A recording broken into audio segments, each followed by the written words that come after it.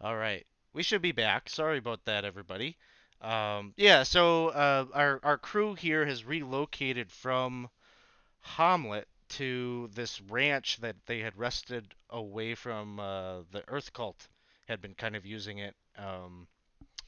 It has three buildings, kind of uh, connected together by this courtyard. There's sort of a wooden palisade around it.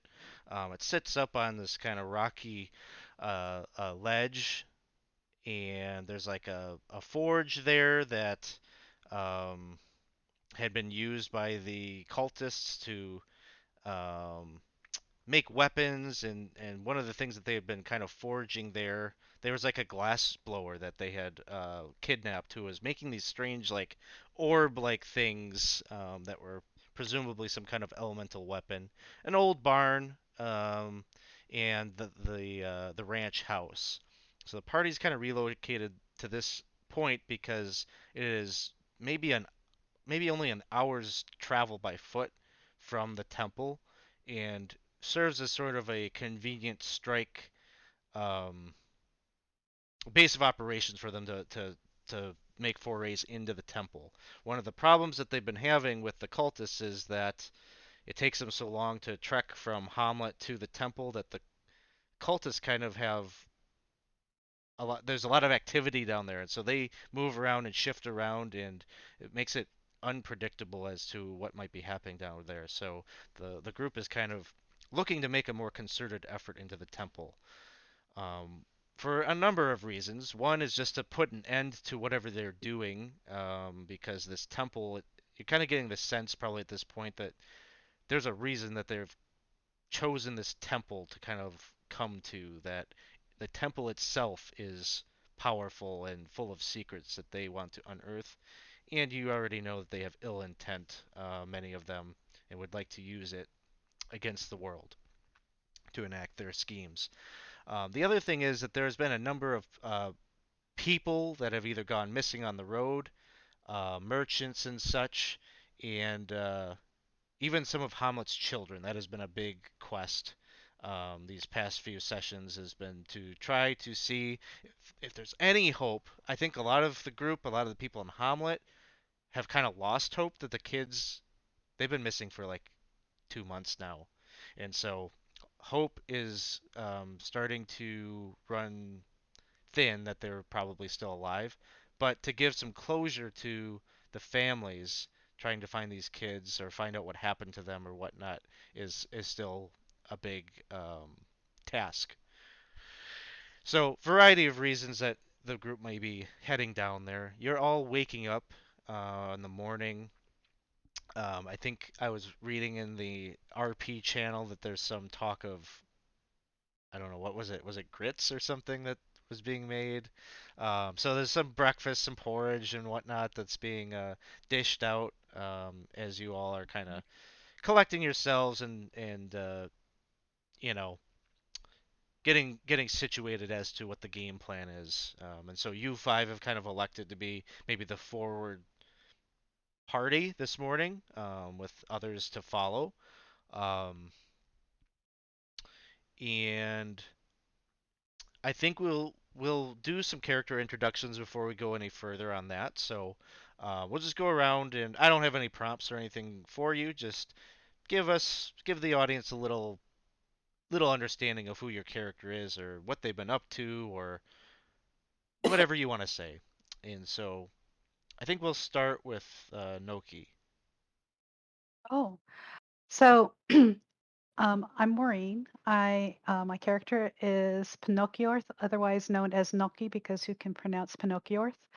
Um, I am a bard, and I have a history that haunts me, but doesn't make me sad. Um, I am a half elf, and that combined with being a bard led to my being recruited early on into a group of spies who basically taught me that my ill-founded enthusiasm for trying to do the right and good thing every single time generally ended up in disaster and death all around me. So Trying not to let that weigh me down too much, I decided I would go ahead and join this because it seemed like a good cause, and here I am, disaster and death all around me. All right. So maybe a good segue over to Thorwald. Hi, my name is Gabe. I'm playing Thorwald. Thorwald is a human, barbarian, and paladin, which is in and of itself kind of a weird stuff to keep together coherently. He had a run in the temple, and it was a bad experience for him. And now he's trying to recover himself and try to understand what's to come. So a lot, the stake got high for him this session. Awesome. And thanks, Ed. Just bought everyone a reroll, including the DM. So we're well stocked as we start things out here. All right, we're gonna move back to the returner, Dane. Hi, I'm Percy, and I'm playing Captain Day. Oh wait, not Captain anymore. He's been drummed out of the army because he's deaf. Can't hear a damn thing. But I can read lips. I can read lips like nobody's business. Dane's come back and found out that the children are still being held, or maybe they are dead. Let's go find out. Sounds good. We go next to Galileo. I'm Cliff. I'm playing Galileo. Galileo is a third level druid. He's a furball, and he was recently held captive by the fire cult, and he's been trying to remember during his captivity if he ever overheard anything that might uh, any information that he might have overheard that might lead to the finding of the children if the fire cult actually knew anything about their whereabouts or even had anything to do about it. Um, so he's trying to remember during his captivity. Yeah, unfortunately, you and Udo were held pretty much in isolation. Um, Nothing so direct do you know about, and it's also the Earth cultists that have the children, and so you never heard them discussing anything about missing kids.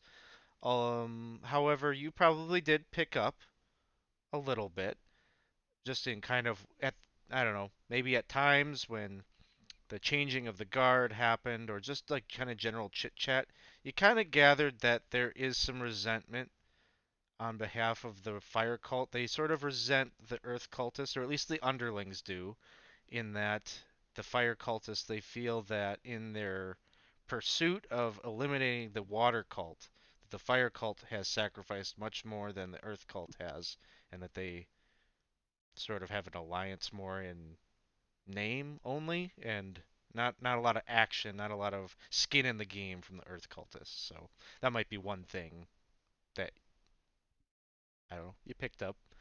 Um, And then last but not least, we have Cherry.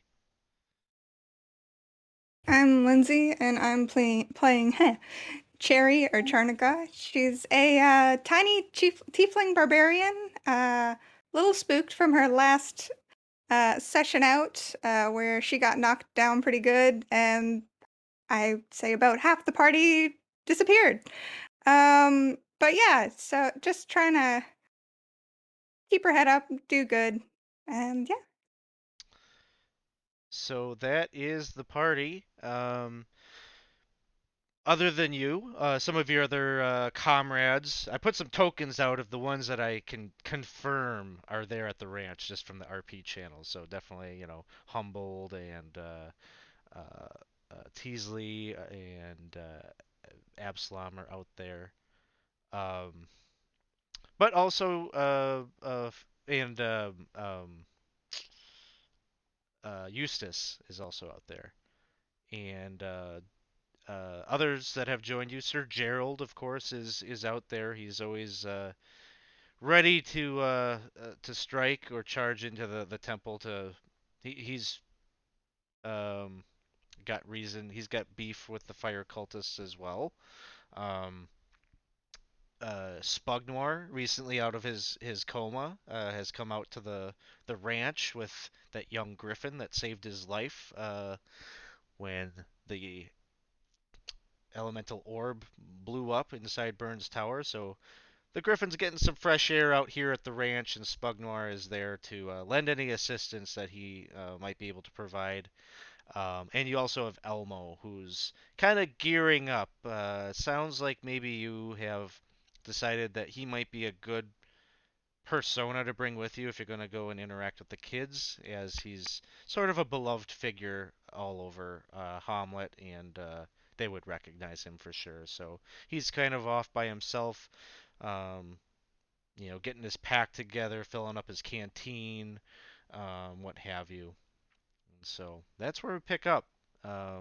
Is there anything that anyone in the group wants to do in terms of preparation or conversations you want to have with one another before you set out?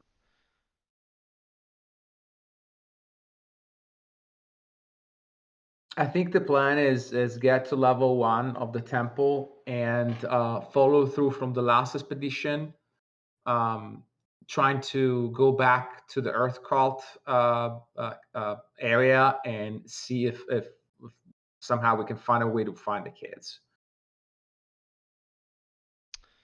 Sounds good. Has anybody ever thought of why they would want to take the kids? I mean, what would be the reason why Originally, they it would? originally it was because there were certain people in town that knew of the cult, and the kids were kind of held as don't interfere with what we're doing, or you know, Oh, you'll never see your child again. so Um, there was a threat given or left. yeah. Oh, okay. So on one hand, you might take that and say, okay, they were at least alive at that time, but now it's more of a question mark just because of, you know, events that have happened. The cultists obviously did not win in keeping silence because you all have been coming down into the temple. I personally think that's got to be a happy sign because um, if they had their dead bodies, why wouldn't they be leaving them around just to sow more despair? Well, that's rather dark. So did the party actually fight the Earth cultist in one of their encounters? Sort of. In the last session, there were a couple of Earth cultists that seemed they entered into a battle. Okay, so it was It wasn't minor. overwhelming force, but there was like Okay, maybe it was just a patrol or something that stumbled by and was trying to subdue them. But other than that, Taruko uh, was someone that was kind of masquerading as a monk in Hamlet, and he was an Earth cultist.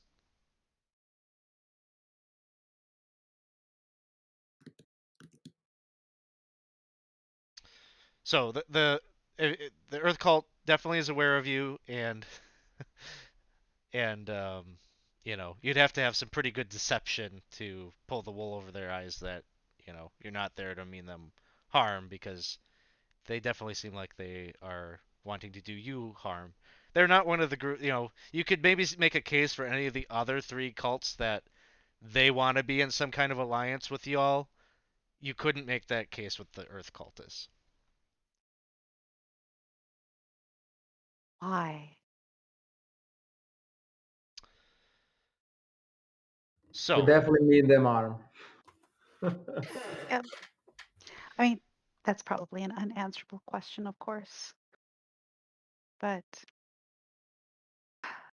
oh well, they made their choice. so the five of you with Elmo in tow head out. I guess this is a good question. You could either go overland or you could go down the well and you could approach the temple that way as well. That might be a good idea because then they don't know we're coming. If they've got spies, I'm going to look over at Thorwell. I agree. We should definitely go through the tunnel. So one by one, you climb the wooden ladder down the well to the secret passage that had been sort of used as a staging area and a warehouse of sorts for the cultists. Seemed like they moved goods, or they moved.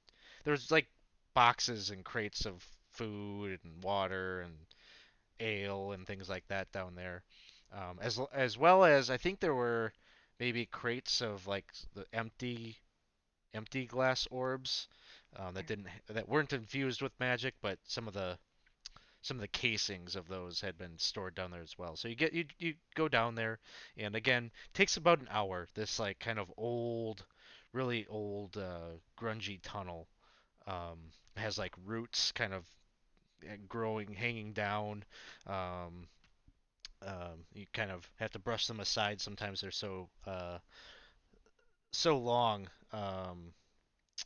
And eventually you get to the opposite side, where the destination where this tunnel leads you, where there's also a ladder that goes up to a trap door that seems to have once been the cellar of some sort of building that has long since rotted away and fallen into debris.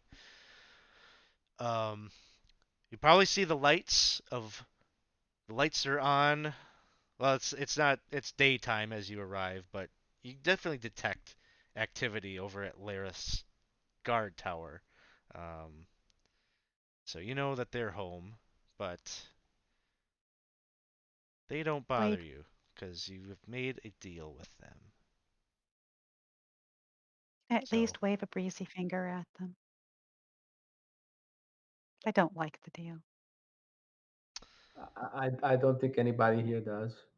I said I would like to wave a breezy finger in their general direction because I don't like the deal. either they don't see it or they just don't find it offensive enough to shoot at you, and so um, can't really see what their reactions are. They're behind stone and likely they're just looking out at you through the arrow slits. But perhaps the message is received. Um, so it's going to be dark down at the temple. What type of light source, if any, are we bringing in? I have dark vision. Same. Who does not have? Dane, do you have light? No. Galileo, you have light? Trying to check, see if I have. I don't think I have dark vision. Don't have Then I dark vision, but What's that? you do not have dark vision, no. I didn't think so. I didn't think the Furbong did. Alex, I take out the Zord, and I think if I activate it, I think it gives 40 feet radius light and then 40 extra dim. All right.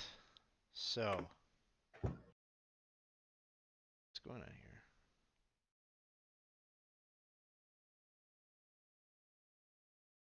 here? The actual lighting effect that is happening probably isn't quite. Is it working? Oh, Galileo, your token probably isn't even set up here, it looks like. What's that? We only miss Elmo's token, I think. Okay. Yeah, 1 second. I gotta fix Galileo. I don't know. My token's here. Can you see right now? I can see my token. Yeah. Can you see like the from the light off of Thorwald's sword? Are you able to see? Yeah. Oh, okay. Yeah, let me get Elmo on there as well. So marching order. What are we thinking for that? Um, Chernika and Thorwald, first line. I would recommend Galileo and Gnocchi to be in the middle, and then perhaps Elmo and Dane kind of covering the rear. Dane, are you okay being in the back, or you want to be Oh front? yeah, good times. Awesome. Hang out with Elmo. All right. Yeah, Elmo's good with kind of covering, checking your six as you move forward. And so, uh, corridor here is 10 feet wide. The ceilings above you are rather tall. They have sort of this gothic arch that peaks at about 17 feet high.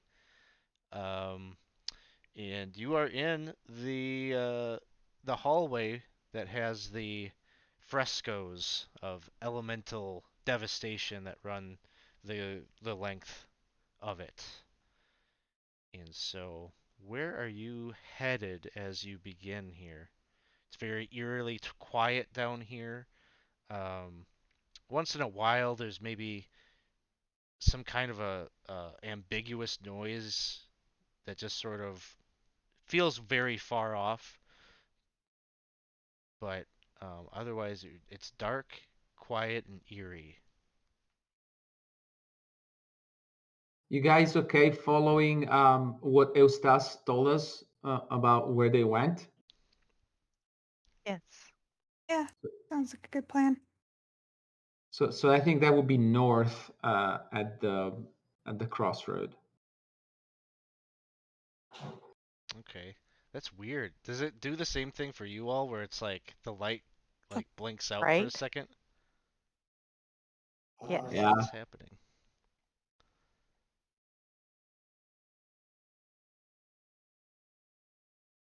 And of course, I already lost my Dane token. Where'd he Oh, go?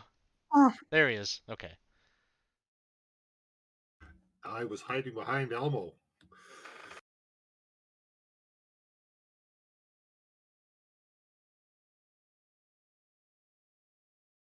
So you move north along the passageway.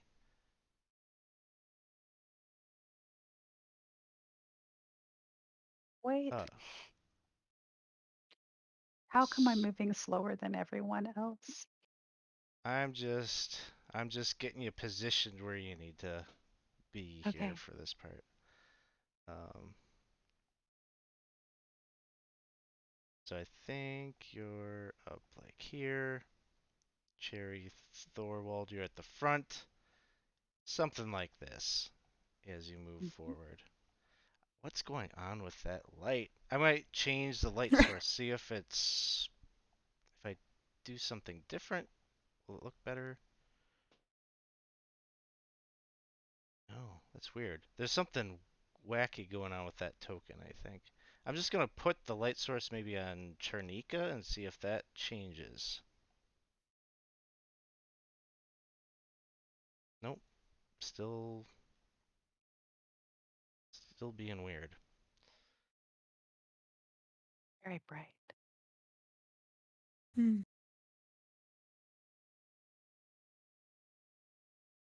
Maybe I need like an update or something. That could be what's happening. Anyway, you move down, and I think this is probably where Thorwald and Chernika. If you want to give me a perception check here, you could. Will do.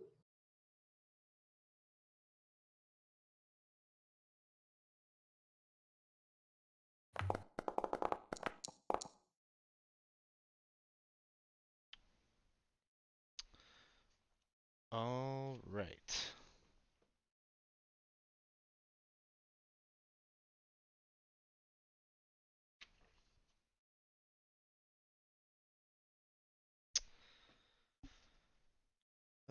let's see. Give me just 1 second here.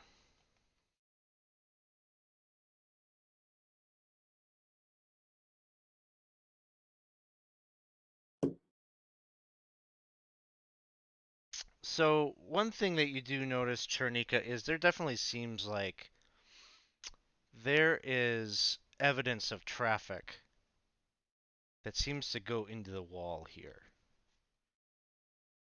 There are some boot prints, like kind of mud that has been left behind, and it's in a pattern that suggests to you that there probably is a door there, although the way forward, you go and kind of knock on the wall.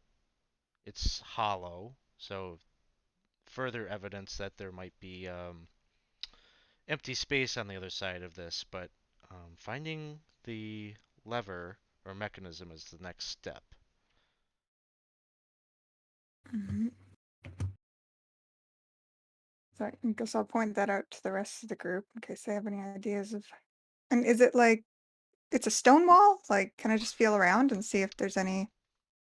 Sure. Give me an investigation check. Can I Can I? assist her on Can that? I? Yeah. Can I? Can Yeah. we assist? Um, how are you assisting? I would be feeling along the wall as well. Okay, you could do your own investigation check.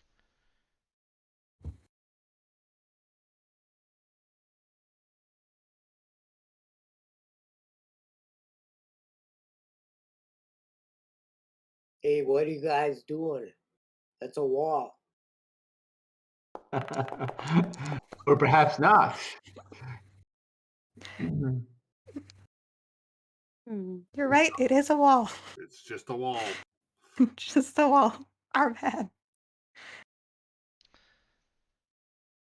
So checking around, definitely are not finding Hmm. anything that would lift that.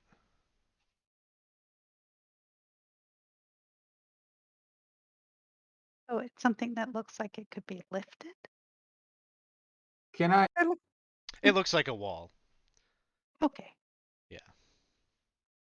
Can we look in like the squares around it to see if there's anything focusing specifically there? Like like a loose a brick or something like that. So you're feeling around on the floor, the tiles on the floor. No, on the wall next to it. Okay. Um, you could give me an investigation check as well. Can I give him guidance? Are you guys playing a game? Yeah, I you could I, I cast like. guidance on him. What's that? So I, that I would I will cast guidance on someone if you want. Yeah. yeah, I appreciate if you want to do that because I need all the Yep. help. I got So you. that will give me a 1d4 to add. Yep, Yep. that's right. Okay, so I'm rolling investigation and then I will add a d4 to that. So that's, well, probably it doesn't matter what I add. How about I re-roll that? All right. Using a reroll. Yeah, Would we have rerolls? Didn't check the chat.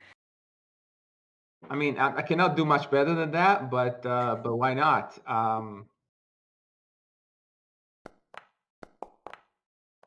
Do a lot better than that. Dang. Okay, let me add a d4 to it, and that's gonna be another 2. So that's a 19. All right. Eventually, fumbling around, um, there does seem to be there's one so this is all like kind of constructed stone, and it's pretty well maintained, flush, brick. Um, but there's just one that it as you're kind of fumbling around, you kind of like notice that there's one that seems like the brick is maybe just out just enough that I don't know. Do you have like maybe like a dagger or something? You maybe think to like kind of like put that in there to kind of like pull that out a little bit. Like you almost need some kind of a lever to like pull it out a bit.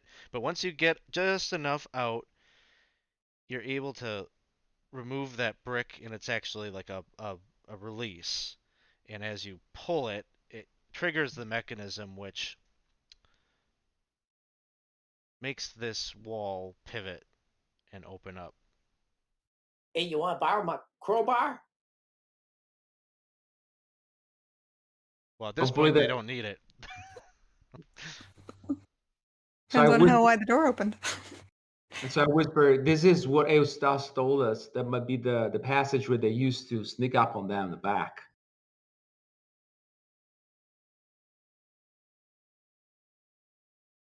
Well, then we should go through. Go sneak. Can we try to sneak? Any of you guys is good with that stuff? I can try to sneak. I was never very good at it, but I can I try. am not good. Okay, so Noki, you're going to kind of sneak ahead. Oh yeah, not very well though. And as you move ahead into the chamber and into the corridor here, you can see there are two doors of bronze wood. Um, Both appear to have lockable doors. And as you are moving here, kind of sneaking down the hallway here, what's your passive perception? Um,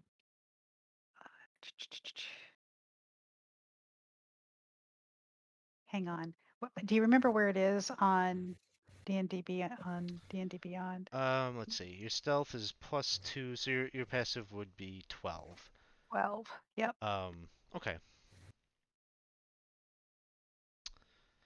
So that is what you see.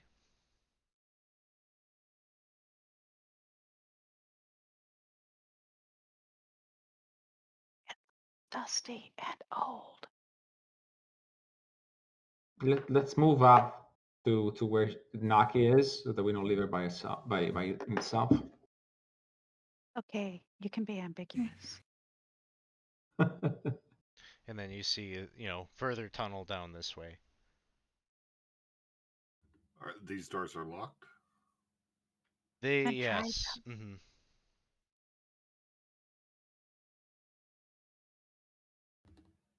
Anybody proficient in picking locks?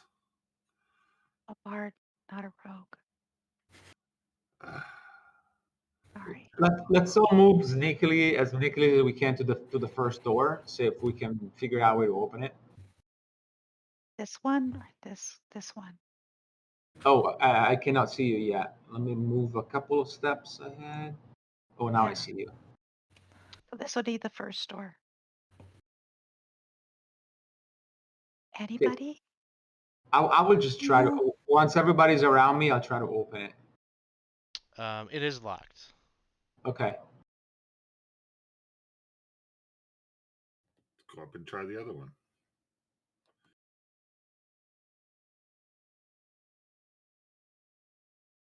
There's a door further ahead. I cannot see it yet. Okay. Yep. I'll go ahead and touch that door and try it. Okay. As you do, you are attacked.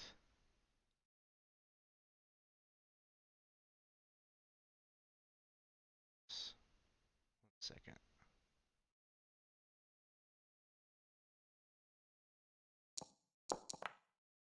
Does a 15 hit? Oh yeah. Okay.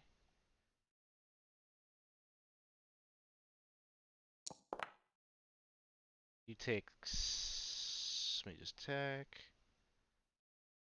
7 points of damage as a crossbow bolt goes flying and uh, sticks into your back as you went to look for the door.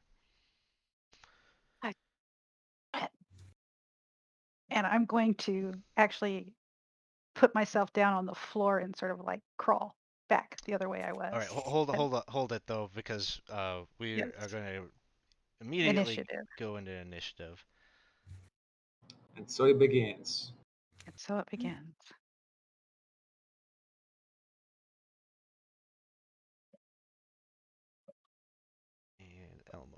moved up 2.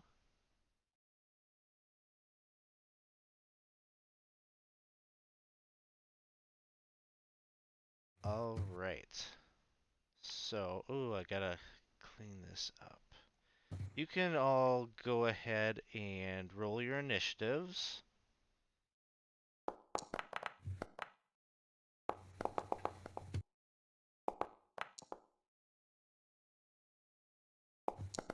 Hang on, let me just.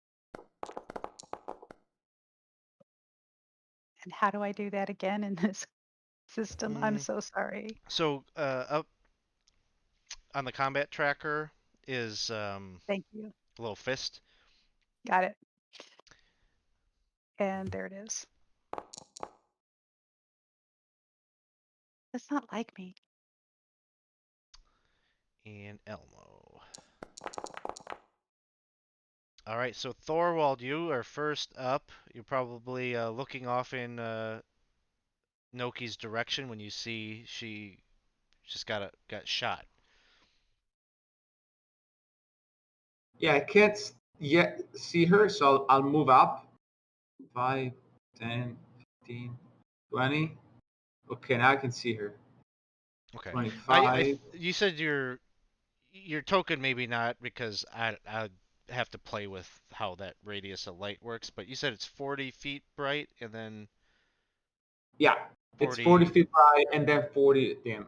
Yeah, so you definitely saw her like when it Okay. happened. So 5, 10, 15, 20, 25. So 30 will put me next to Naki. And I will take a dodge action okay. and kind of use the corner to my advantage. And then as a bonus action, I'll rage and I'll tell Naki to stay behind me. Sounds good. Cherry, it is your turn.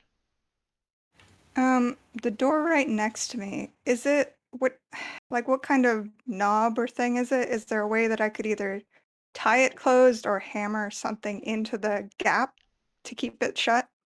I'm just trying to make sure nothing comes through this door if I'm Yeah, do you have moving like forward. a python or python? I have a stake and a hammer. Okay. I do not have a python. Yeah, you could use an action to hammer that in there. Um,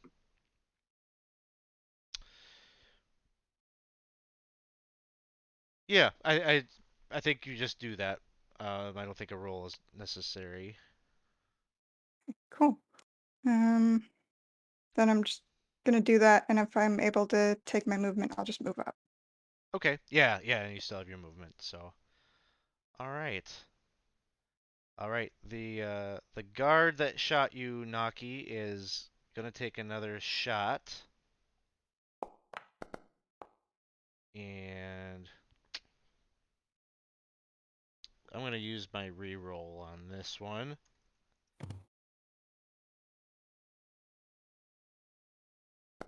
And that would be a 13 to hit. Barely, but yes. Oh, wow. Uh,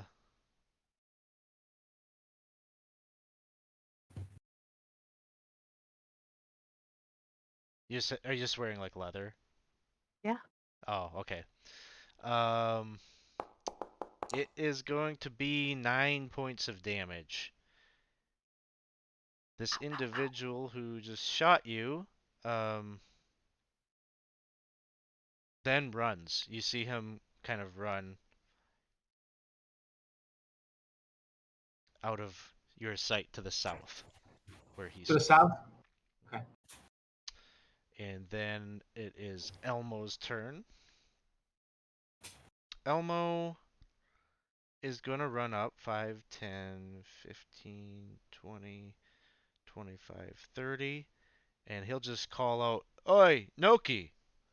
Are you hurt? You need some Oh, healing? it's not very much. Just a flesh wound. But yeah, Alright. it would help.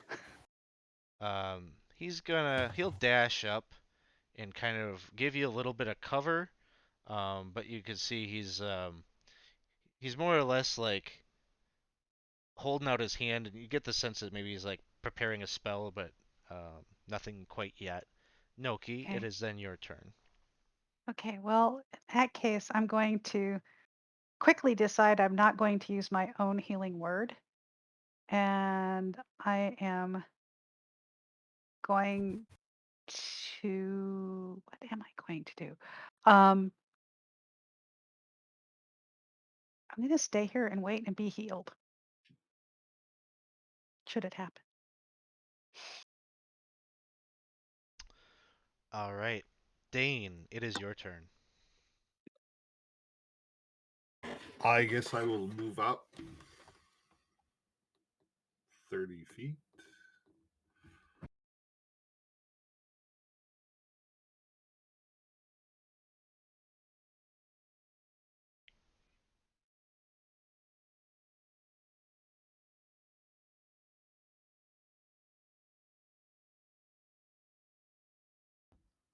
Still can't see anything. I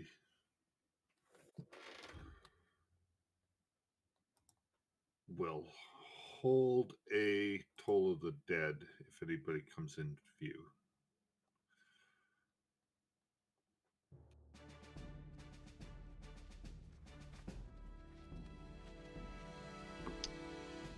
All And right. that's it.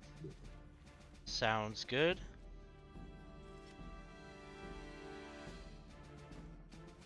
Next up, we have Galileo. Galileo's gonna move up to here, and I don't think he can see anything yet. But he's going to use his starry form, change into his starry form of the Archer constellation. I don't seem to have that on. I've got the other two constellations on my sheet. I don't have this Archer form for some reason. Did you? Is it? So, do you know about importing your stuff from D&D Beyond?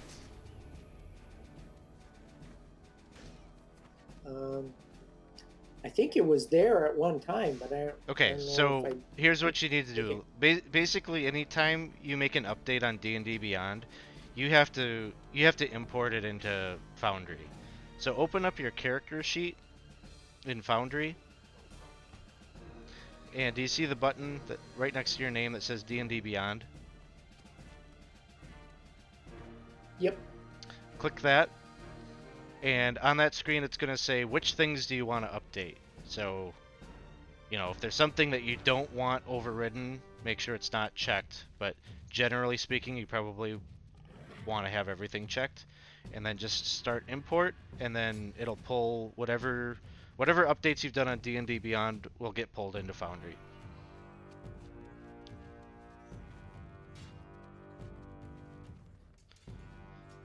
So, I'll let you play with that, but in terms of actions, anything else that you're doing?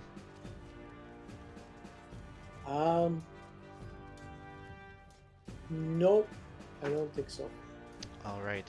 At the end of this round of combat, you hear the door behind you, the wall goes shut. The grinding stone closes behind you. Thorwald, it is your turn. Okay, I saw the. Did I see the guards running south, or just only Noki saw that? I don't think you saw him, but you can hear him. Like he's actively running away right now, so you hear his footsteps. 5, 10, 15, 20, 25. I see the guy. So I'll move to here and I'll chuck. Let's see what I have. I'll chuck my hand axe at him. Okay.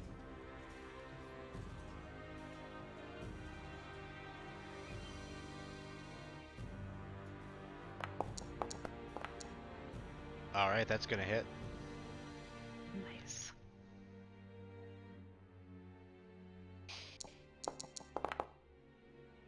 Six points of damage. 6 points. He has to do a con. Or wait, I said I was gonna stop doing that one, right? Yeah, I did. Okay. All right, so he is looking pretty bad. Your axe lodges into his shoulder blade. He kind of stumbles forward, but he's got a heavy crossbow in hand, and he kind of almost like seems like he almost fumbles that a little bit, but he doesn't turn around. Looks like he's just continuing to run south. I just scream at him, but there's nothing I can do. Actually, yeah, that's it. Chernika.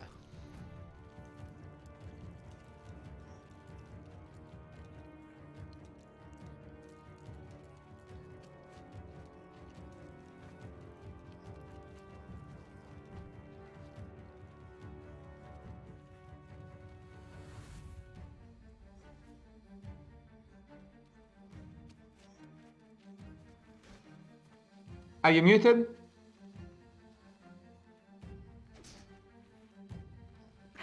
Yes, I am. Sorry. All right.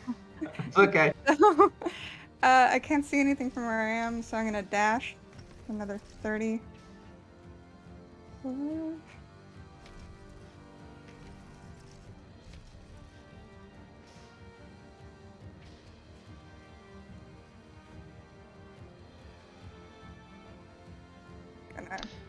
So get right on you're his tail. yeah, you're keeping time with him basically at this point. You're right on his heels with your weapon in hand. And he's gonna attempt to run away from you, so you could take an attack of opportunity. Oh, he's gonna do that on my turn.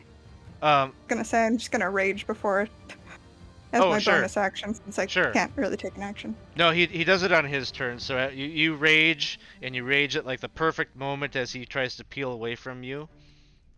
All right. So yeah, so for attack of opportunity, I just swing with my axe like usual. Yeah, normal roll. Okay.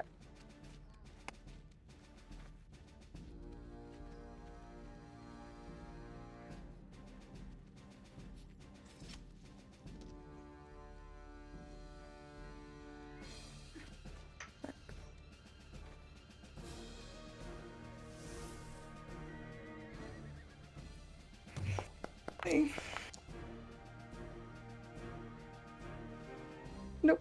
You wanna roll that one? Sure. All right. All right. If nothing else, roll. if nothing else, to avoid that, to warn other people. Fair enough. All right, that one That's will better. connect. 1, 2. If I can just find my axe. Sorry, I'm just gonna hit the axe thing again because I can't find the old one.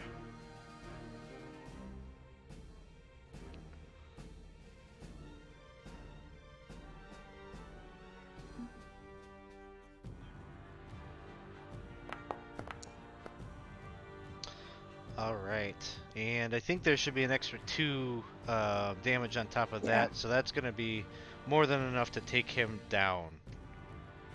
Ooh. All right, we are out of combat.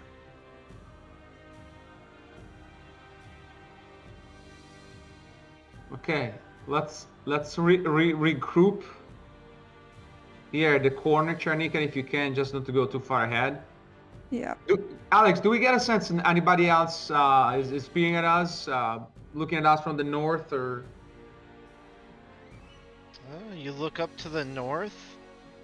You can see this hallway. The stonework is made of sort of a marble material that sort of has strains of almost like a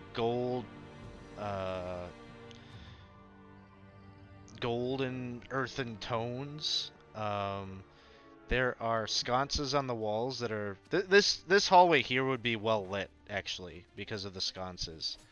You can see up here there seems to be these yellow patterned triangles that seem to go up to the north and then around the corner out of sight. There doesn't seem to be anybody here. Let's collect the body, just not to live in the middle of a well lit hallway. We just drag the body all over to Mhm. the corner where we were, and if we get the sense that nobody perceived us, let's silently try to see if we can open those doors before we continue and put some doors in our backs. If you guys agree. I Yeah. would like if Elmo was going to heal me to be healed. Otherwise, I'll heal myself. Yeah, he'll cast Cure Wounds on you. And can I just glance around where I am to make sure I'm not walking back across traps if I see anything, and then start dragging the body? Sure. So you're keeping a watchful eye out for those types of things. I'm gonna drag the body over to where. 3 points of healing to you, Noki. Thank you. That feels much better, Elmo. Thank you. This is And bad. together, Thorwald and Chernika, you drag that body around the corner, kind of holding him up, I'm imagining, so that he's not dragging along the stonework or whatnot. But yeah, you Yeah. managed to do that. And then I would say we keep watch as you guys try to figure out, if we can open those doors, and or if we can't, like, spike them up. I got pythons and a hammer, so we can do that. Yeah, I got the first door, so I'd try this one first, so I don't have to take out the spike yet.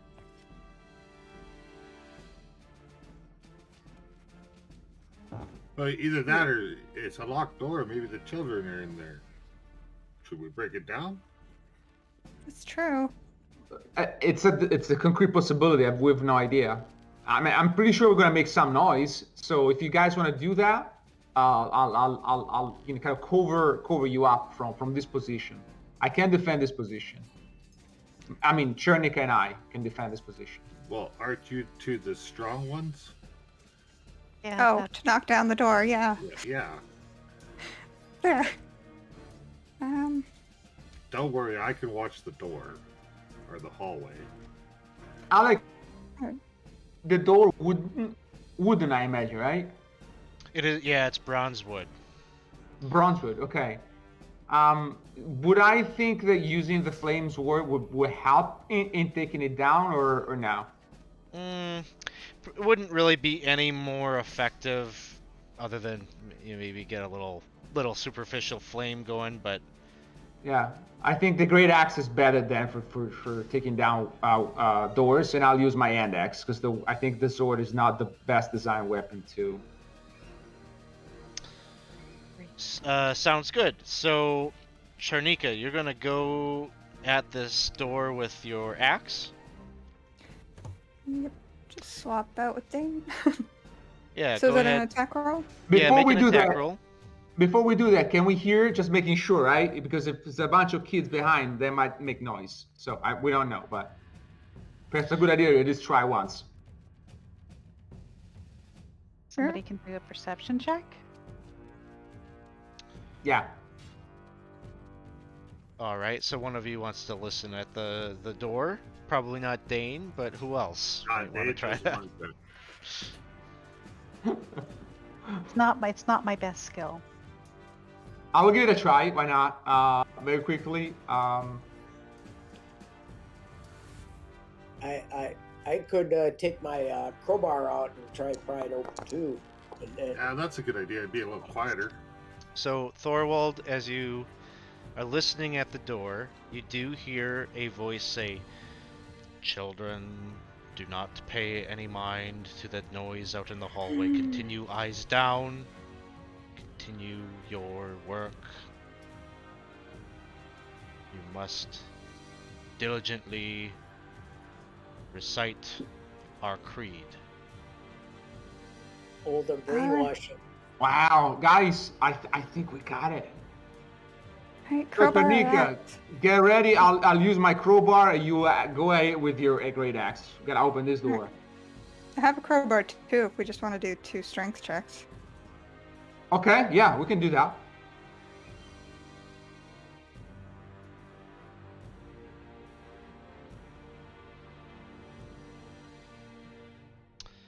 All right. So, is this you're attacking it, or is it like more of like a forced push, trying to I knock it think the off two its of hinges us, we're both trying to pop it open with the crowbars. with crowbars? Okay. Sounds good. Charnika, do you want to do a strength athletics at advantage? Sure.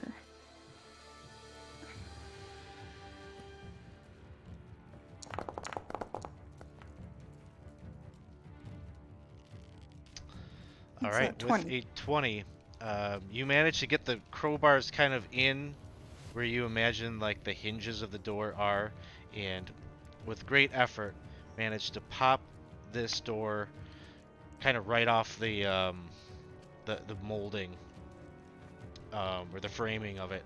And inside, what you can see is this looks almost like some kind of like a makeshift library with the walls are lined with bookshelves. In the center of the room, well, from your vantage point, you probably just see a couple of kids here. One is right here. Some of you, maybe, if you came to Hamlet real early on, would recognize him as he was often helping with Odie, getting Odie tied up at out in the stables. This is Abe Gundagoot. That's Mr. Gundagoot's his son. Um, there's some other children here too, sitting at desks or just sitting on benches, and they have quills in hand, little bottles of ink, and they're just writing, and it looks like they're transcribing from one book into an empty parchment. And they're just eyes down. Even as you bust down the doors, they don't even look up. They don't flinch. They just continue writing. And kind of lording over them all over here is a male figure who is he's robed. He's got kind of brown cloak that he is wearing. If he ever should turn around, you would see that it has a golden triangle embroidered into it. And he's got um, serpent-like hair. It is a male Medusa who is just kind of gazing out towards the door, and he says, "Children, children, these figures mean to do you harm. They don't wish to see you enter enlightenment. Keep your eyes down and you will be safe." And he just gazes out at you, Charnika, and he says, "You need to leave right now, or you imperil the lives of all of these children."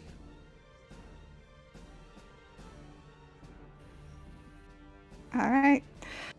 Well, I'm just gonna go right in, and as I go through the door, I'm just gonna shout, "Kids, get down! We're here to get you out of here!" And then I'm just gonna bolt and go for him.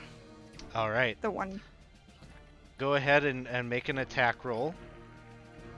Can I redo my rage before I do that, or Sure. does it carry? That's a bonus. Yeah, it would have ended at this point, but you can re-up it as part of Yeah. your getting the jump on him. And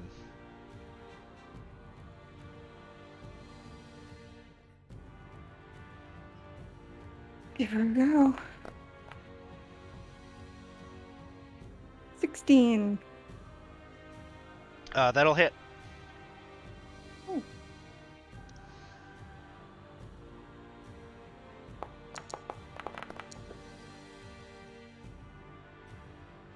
That would be 9. 9, yeah. 9 points of damage. As this happens, he this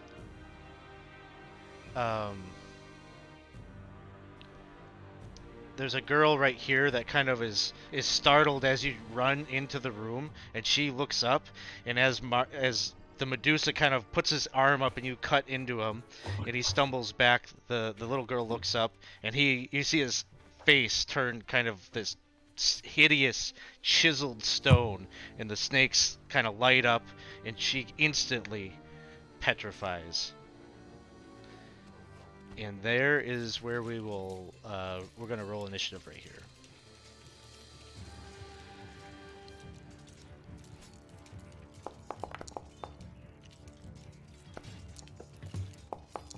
don't want to roll anything but 3.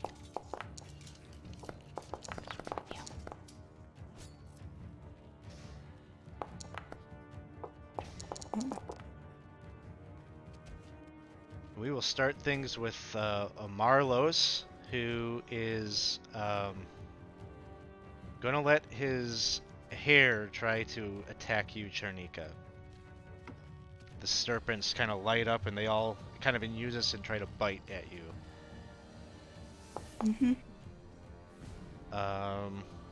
And that is going to be an 8. That's going to miss. And as he does that, you see him reach. He kind of like his robe kind of. He goes to draw his weapon from under his billowing cloak, and he pulls out a short sword, and he swings that a couple of times at you.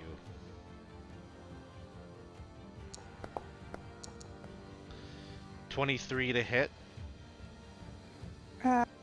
Hit. 5 points, and I'm giving you the full so you can do what you need to have it. that. Okay, thanks. He takes a second swing, and that one's a critical hit for 10 points. And as he's attacking, he says, "Children! Children! Keep your eyes down! Enlightenment is before you! I won't let these sinners take you out into this world of wickedness." And then it is Dane's turn.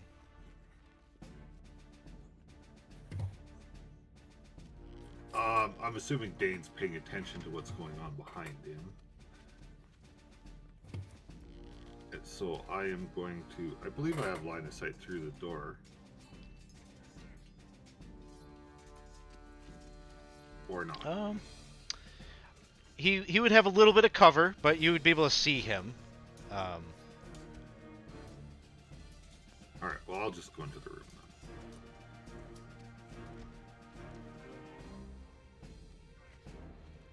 And it's all children in here and just one guy? Yeah, varying ages, I would say. Probably the eldest is like maybe 15 years old. The youngest being maybe probably this little girl here. You probably peg her at maybe 7 or 8. Okay, for my bonus action, I will cast Spiritual Weapon.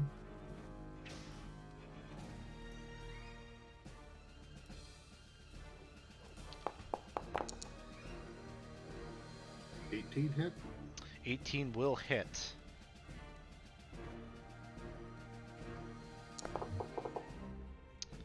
For 4 damage. 4 damage.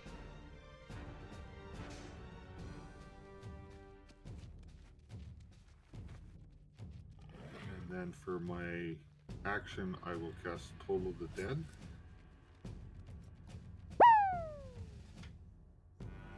DC All right. 15 Wisdom saving throw. Toll of the Dead.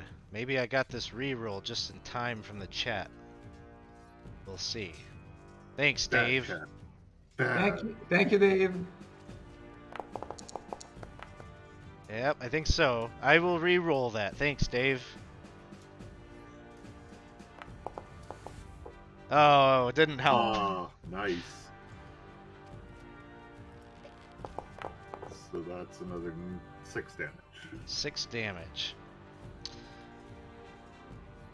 Alright. Next up we have Elmo. Elmo moving 5, 10, 15. And he moves into the room and he looks at the petrified child, and you can just see him. He reaches into his where he's got his axe stowed in his back, and he pulls that out, and he goes charging forward to stand right in line with you, Trinika. And so he gets to take...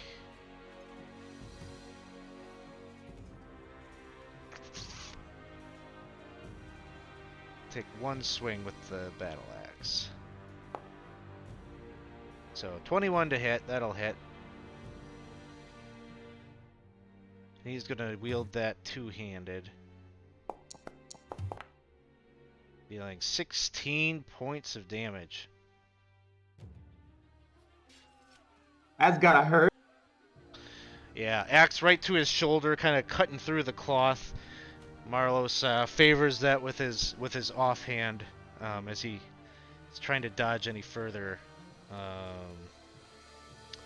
mortal wounds. All right, that will bring us up to Chernika. Now, Chernika, you are starting your turn and you're like face to face with Marlos. He's going to force you to make a saving throw here. So make a Constitution saving throw. Alright. Alright. I'm just trying to figure out where I click for saving specifically. If you just click the name of the okay. abilities, and then it'll give you the option. Oh, thank you. Alrighty. All right, 15 15. saves. You can feel the gaze of the Medusa. There's kind of like a little bit of a tingling in your flesh a bit, but nothing further. And let's see, we got a comment from this chat. Striker Dan, we are using Foundry as our VTT for this one. So that was the start of your turn, Chernika. Alrighty, I'm just gonna move around to her other side to let other people in. And I'm gonna go reckless and take another swing at her. I don't feel like being turned to stone today.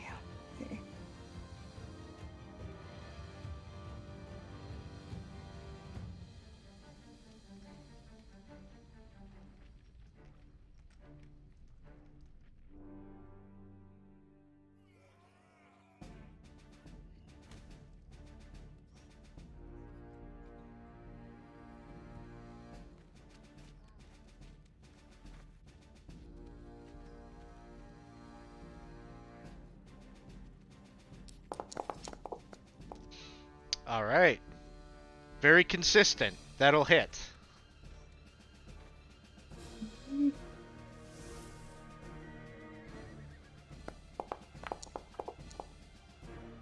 All right, so 7 points of 7. damage. So as he's kind of trying to duel almost a little bit with Elmore, or at least throw his sword up to kind of deflect those wounds, and he's kind of backpedaling just a bit, and then you go into a flanking spot, and you're able to like wrench your axe right into his back and propel him forward just a little bit there. He's stuck in a hard spot here. As the two of you are tag teaming him. And that'll bring us to Galileo. All right, Galileo's gonna move into this room, and I'm sorry, but that update of from D&D Beyond did not work. I, for whatever reason, I don't know how one can disappear and not instead of all three. But Okay. I'm still in my starry mode, I believe. I don't think the time has elapsed from that. So I'm going to do a ranged attack of my archer feature.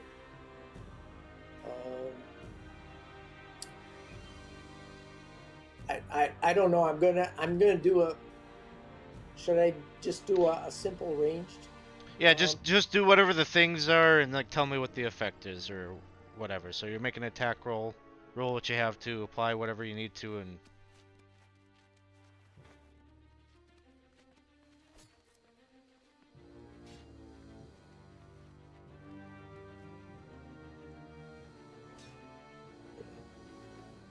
we're so used to playing in digital space, we don't remember what it was like before.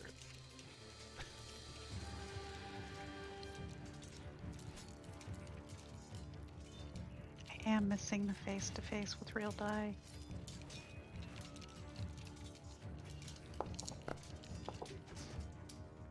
Well, that ain't gonna do anything. So All right. I'm gonna take a bonus action though to do hidden step. All right. So that will turn me invisible. So Sounds until my good. next. All right. Next up is Thorwald. Thor would say Noki, Garter 6, and then move in to engage.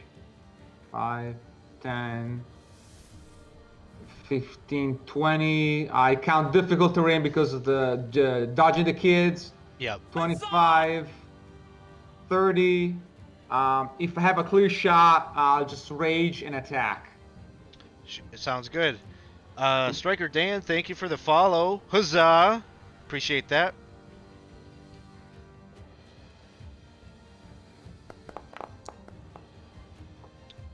.24 will hit.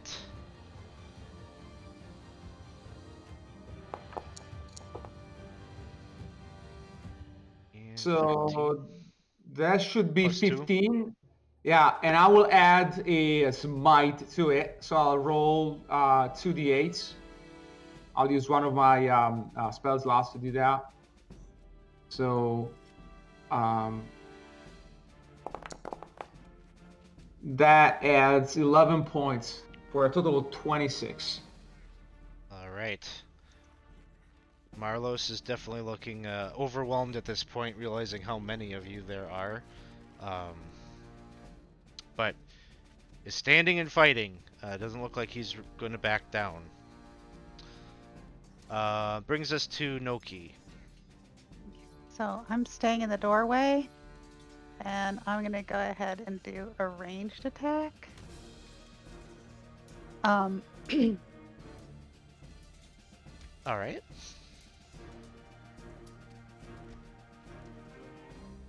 And go.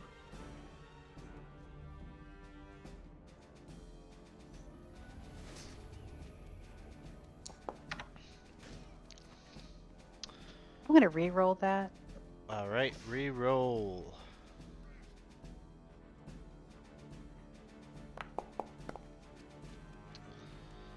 And that one, not going to quite make it there just because of the cover and such. You're trying to be very careful, trying to shoot into a very busy spot there, and it just narrowly misses. Well, damn it. Then I'm going to go ahead and continue to I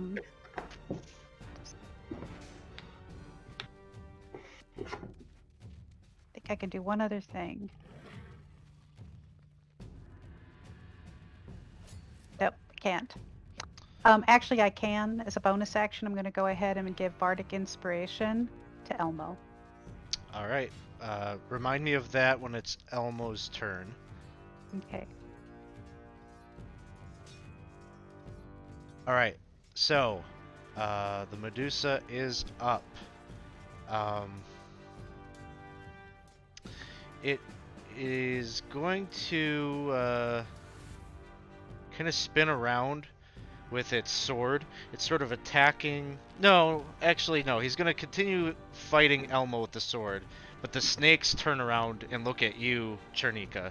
And so his hair's kind of going backwards a little bit as the serpents are he's trying to fight on both sides. Sword out in the front, serpents covering his back. So that'll be the first one I roll here. And I believe you attacked that with Reckless, so he'll get advantage on this one. 21. Be 20 points of damage. And All right. so, sorry, I gotta split it out probably. Are you resistant to poison damage? I have to double check, but I believe so. I think it's everything but psychic. Okay. Yeah, I think There's big, one right? of them. Yeah. One of them does that, so that makes sense. So it'll be then 20 is what, and you can have that. Okay. So sword attacks at Elmo.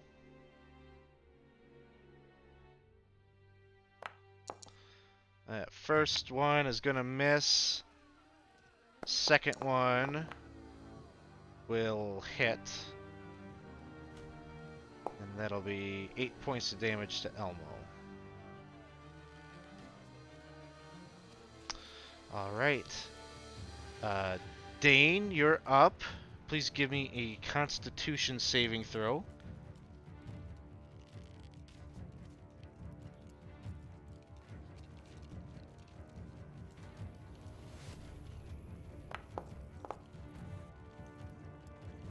Oh, I will use a reroll if we still have one. You do. Fortunately, you do.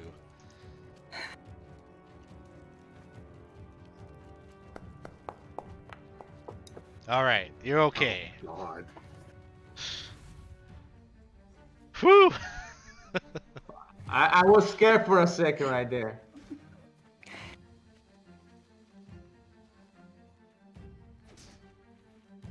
Okay, so it's just my turn now? Yep. I will hit him with my sword. My spiritual weapon.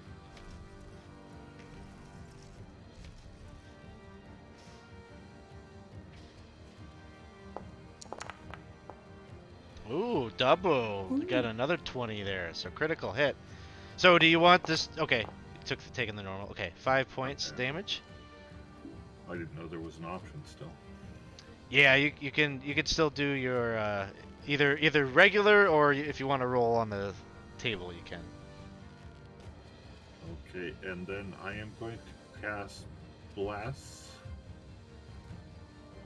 on Trinica, Elmo, and myself. Sounds good. Very nice. Helps out on those saving throws. Becomes Elmo's turn. He's got Bless and he's got Bardic Inspiration, so he's in good spot going into this saving throw. And he doesn't need it. He rolls 20, so he's good. He's gonna he's got the axe. He's gonna move the battle axe to one-handed and then pull out his dagger and kind of doing a little dueling action here. So he takes a swing with the battle axe. 13 doesn't quite get there. He'll roll for the dagger. He has Bless on that too. He has a D4 to Oh, enter that. he does have the bless. You're right. Sorry. Yeah. That'll turn that into a hit. And 13 points. And let's see, the dagger got rolled was a 10. We'll roll the d4.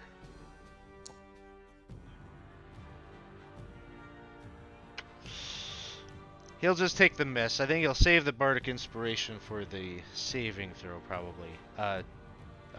Chernika, it is your turn. Okay. Quick question. Taking a potion is an action, right? Or is it Yes. a bonus action? Action. How rough does he look?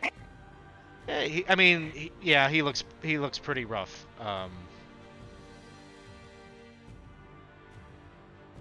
Alright. Okay,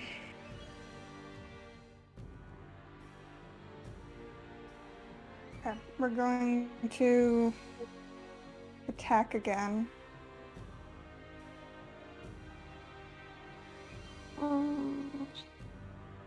Yeah, I'll just reckless attack again.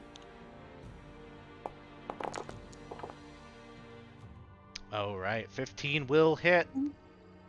Oh, alright.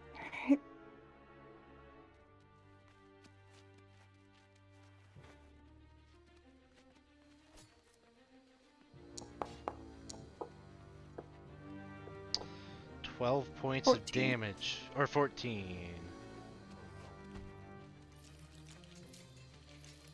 All right, that brings us to Galileo. Galileo, please give me a Constitution saving throw. Constitution? Mm-hmm. I was invisible. Yeah, but the Medusa isn't. You can see it. Okay. All right.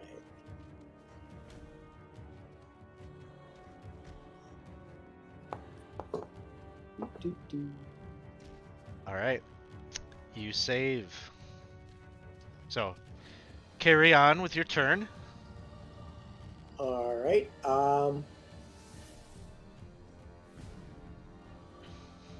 I am going to use guiding bolt. All right.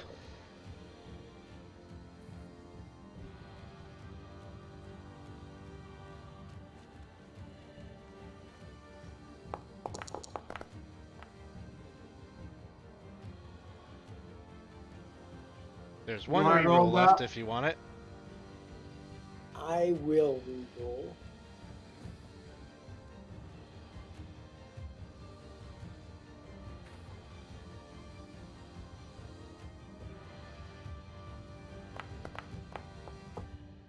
Oh, jeez. That will miss as well. Anything else, Galileo? Um. Well, Galileo feels useless. He's gonna step out of the room just now. Thorwald, give me a Constitution saving throw. Coming.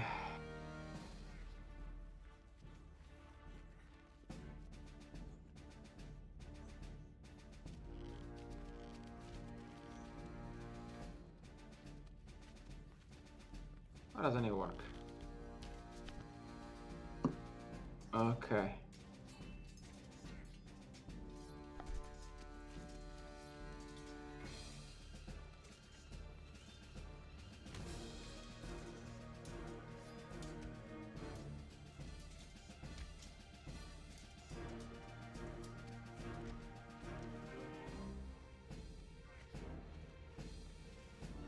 Saving throw. Here it is. All right, you make it. Okay, so last time I made a grievous mistake because I rolled the sword. I thought it would roll the extra fire. It didn't do it. So this time, remember. Anyway, I attack him.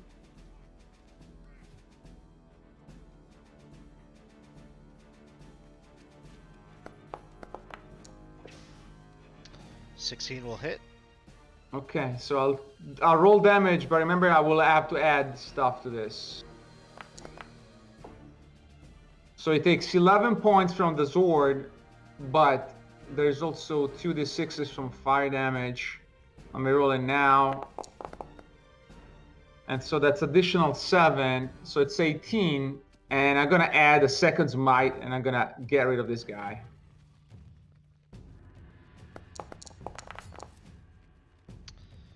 That was exactly what you needed. How do you finish it? I just used the sword and decapitate him. And thanks for the follow, Bizdak Bizmay. Appreciate that.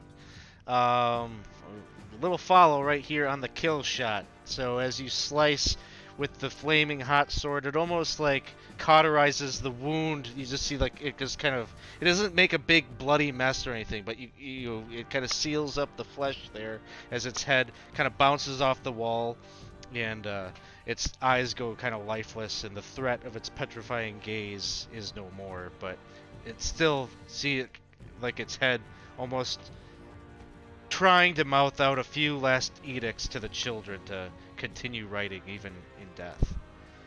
And the kids are, during this whole combat, have just been glued to their studies and writing. So you see some of them are kind of even gripping the desk, a little bit of sweat maybe pouring off their brow. But still, even now, even right now, they're writing furiously. Wow. Dedication. Elmo, we gotta get these kids out of here ASAP. And you can see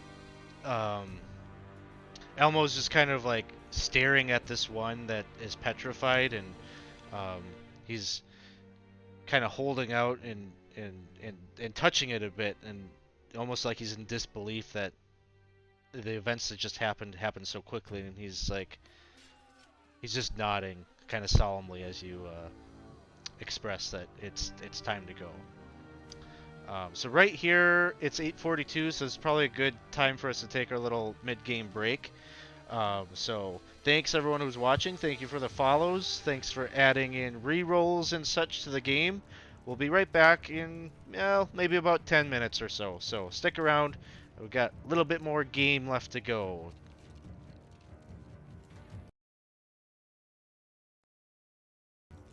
Hey everyone, we are back. And thanks for hanging out with us here on a Friday night. We're playing Temple of Elemental Evil. Our heroes have delved into the Temple of Elemental Evil and have done the unthinkable. They found those missing kids, and it would appear that were under some sort of tutelage by a Medusa that they have just slain. Unfortunately, one of the children kind of lost their maybe resolved to keep their head down, looked up momentarily, and the Medusa petrified them. But that one is this child over here. The others are still head down, looking at their book, looking at the blank parchment next to them, and quill in hand writing, transcribing things from the book. You can even see them kind of mouthing silently or wordlessly whatever it is that they're reading as they're doing so.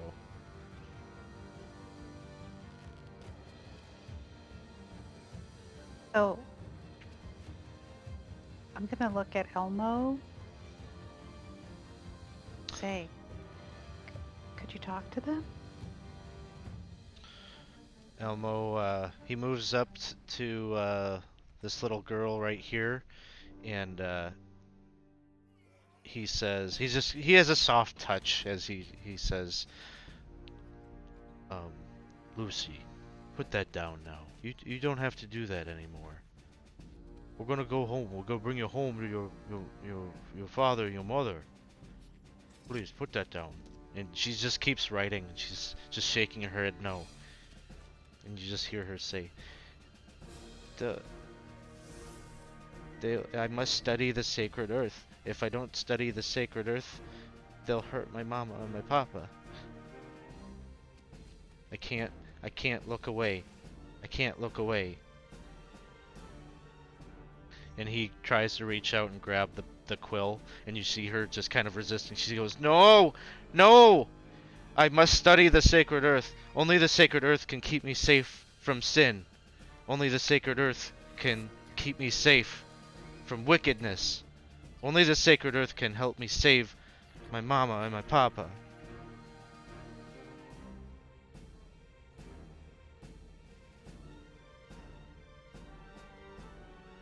And he kind of like lets go. And he just sort of looks stunned, or like this is sort of eerie a little bit. But he looks disturbed and he kind of relents.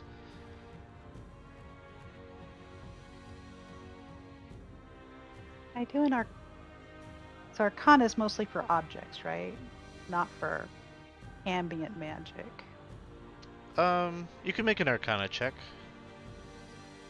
You're trying I'd to like detect to. the traces of any kind of enchantment or such magics. I really think there's something wrong with my dice. That's the only roll I've had all night. There are no clear signs of enchantment that you detect. Dang it. Okay.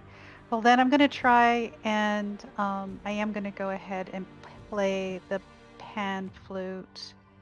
Elmo, do you know any music that they like to listen to? Any kind of child song? I'm more familiar with the songs I sing late nights at the Stumbling Ogre, but there's a few nursery rhymes, I suppose. There's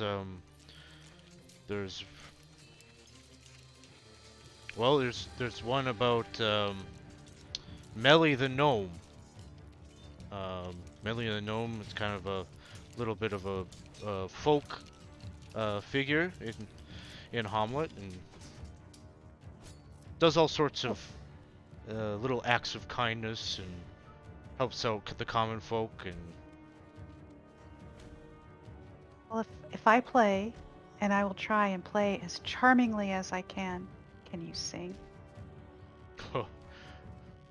well, I'm able to enunciate some words and some tales, and I don't know if I'd say I'm a great singer, but maybe in this moment it might be enough to give them that longing for home. Sure, we'll give it a try. Okay, let's try then. Before you start singing, Noki, I will move myself to the corner with a big hallway, and ask Okay.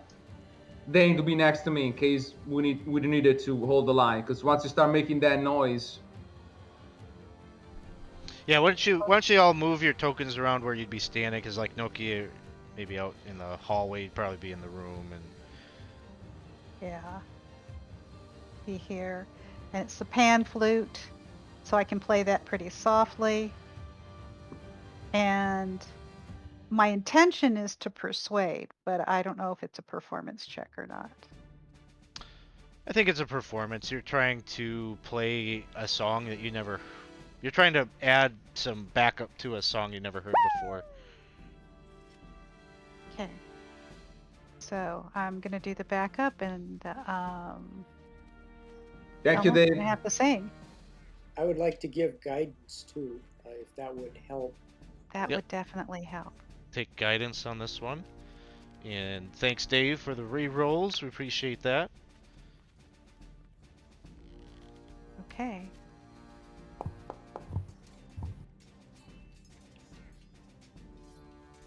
What does guidance add to that, if anything? D4. Yeah, D4. Okay. And it's over here.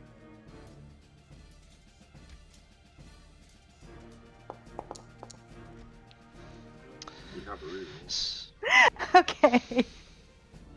Guy, I can't believe this. Okay. Yes. Should I do a reroll on this? Yes. Okay. The whole thing?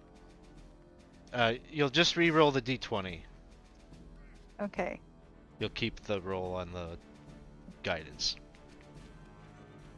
Do this. I don't know why it did that, because I did not click advantage. Okay. Unfortunately, I'm going to take it in the order that it came in. So I'm taking the 12. It's a 13. So you're playing, sort of. It's fine. Your playing is fine. It's sort of a little bit generic. But you're fighting against the fact that Elmo is definitely not a singer as he's singing. Mm-hmm. He kind of mumbles already, and it only is worse when he's singing. And so he's a and it just it doesn't seem to do much for the children who, they kept their heads down and ignored all of the flashy fighting that was happening. This song isn't dissuading them either.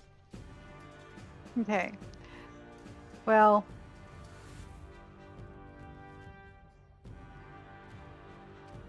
You could maybe we just need to pick up. persuade them that you're the new person in charge and that you have a new mission for them. That could work, but they don't know me. Well, they didn't know him either. Oh, that's true. Okay, one more thing. Let's see if this works. If not, then we're picking up the petrified kid, and maybe they'll follow him and us out, or her and us out. Would be my suggestion. So. Okay, so this one is definitely. It can be either intimidation, if I'm trying to intimidate them into believing I'm the person in charge, or persuade them that I'm the person in charge. I'm going to try persuasion. I don't want to traumatize them anymore. And they are already traumatized. Does that sound fair? Okay, what are you trying to? What are I'm you going to saying? persuade exactly? them that I'm come to help them better learn the lore of the earth, and the only way to do that is to actually commune with the earth, and to do that we need to leave this chamber. Abe Gundagoot right over here says, if that is true, what are the 3 most important tenets of the sacred earth?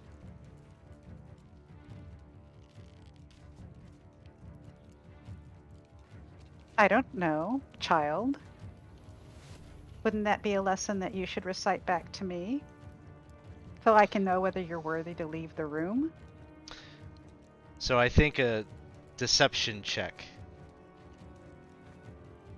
Are we doing deception on 8 years old?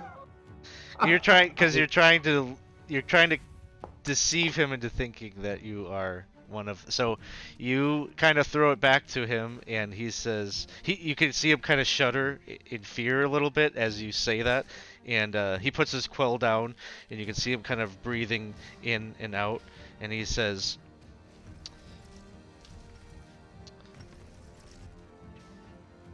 "The earth will swallow up all of the evildoers and remake this world anew. The earth will swallow up all of the evildoers, including myself. And when that time comes, we will welcome Ogremok, the mountain that walks, into the world." And he's just kind of reciting some things like that, clearly things, some actually fairly specific things. Yes. And you know, he's just kind of you could just feel like the fear that has been instilled in his soul, fear of adults, fear of these cultists, and he's kind of almost flinching, just waiting maybe for you to take some action against him. I'd be very soothing and say, that's exactly right. And if we're going to see the mountain that walks, we have to see the earth that the mountain is embedded in. So let's go so that we can see this and know what to expect when the time comes.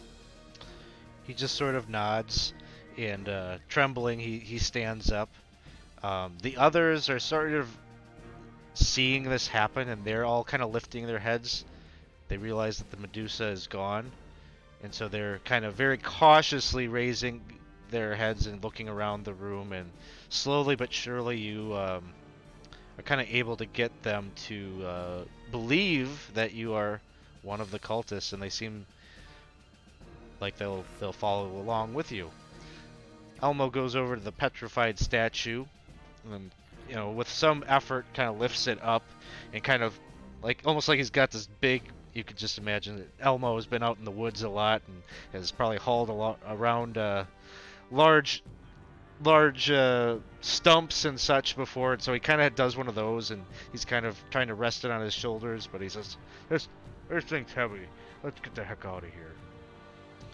And kind of right as that is all happening, Thorwald, you hear some footsteps starting to emerge into the hallway.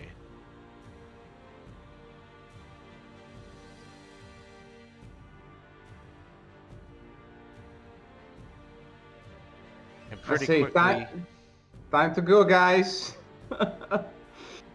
there's kind of this sound of like this almost like forced march coming out into the hallway. Okay. Can I swig my healing potion right as we start heading out?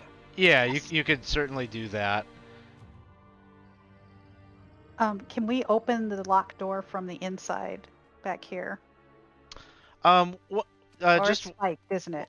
1 second, because I just want to resolve this scene, because this is something that's being playing out while you guys are doing the song and all that stuff in there. So, Thorwald and Dane, you see a number of these guards that are just kind of dressed in, chain shirts. They've got shields and they're carrying spears. they look like sort of mercenary type guards and folk that you've probably dealt with previously. But then there's this one figure that kind of makes himself known, and he is wearing a tabard that has etched into it this golden triangle on it. He's carrying a morning star in one hand, um, and a chain shirt underneath the tabard. And he looks at you, Dane and Thorwald, and he says, "You're going to ruin those children. We can save them. We can keep them safe for a time. We can keep them from becoming wicked and corrupt like you and I. You must leave them here so that they can continue their studies."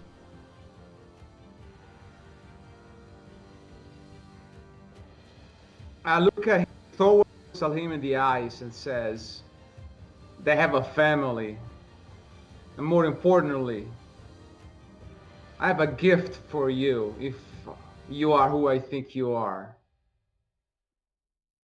And I take out the sword and I say, "This sword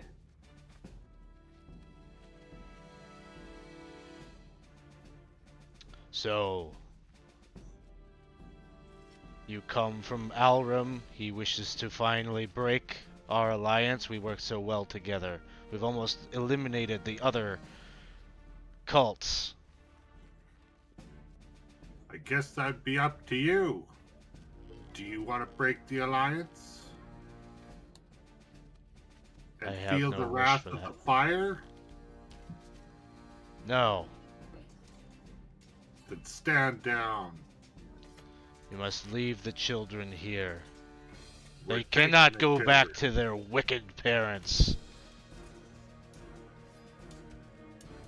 I guess the choice is yours.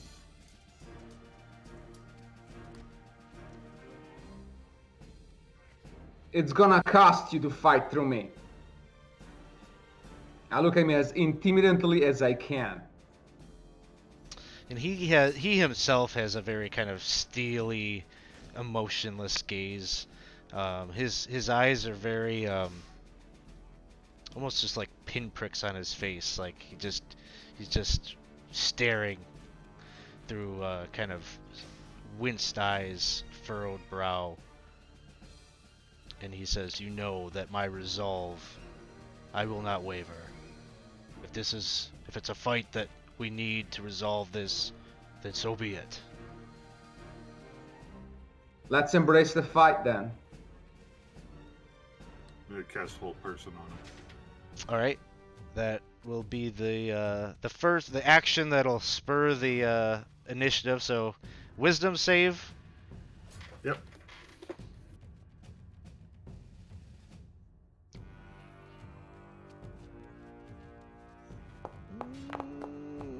Oh man, I was like looking over. I'm like, I don't have any rerolls. Okay, he saves, and right here, we're going to flip to an initiative. I'll try to get you all on there real quick before we start doing some rolls.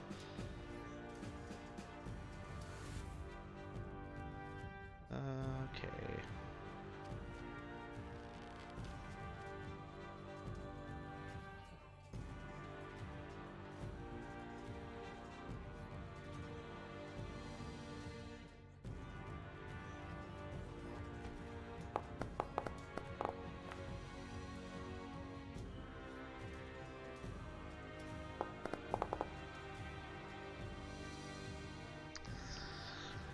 All right, go ahead and start making some rolls.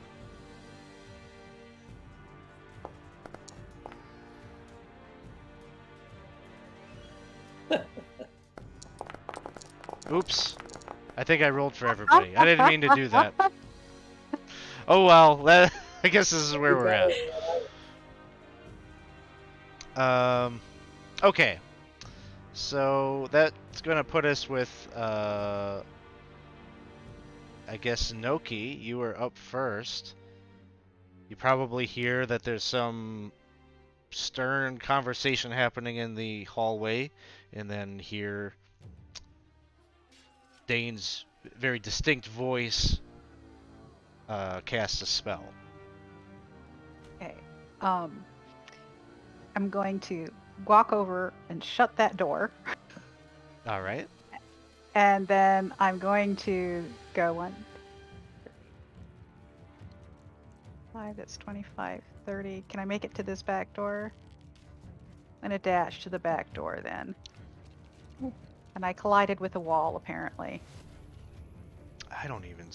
Oh, there you are. Okay. Yeah. All right. And I'm gonna go to the back door and see if I can unlock it. This back door right there. All right. Probably the closing of the door. Do you have to probably dash to get over there? Dash. Yep. Yeah. Do you have a thieves' tools? I do not have thieves' tools, Okay. so it's just me checking out to see if it's openable from this other side. Is that the Not. one that I hammered shut?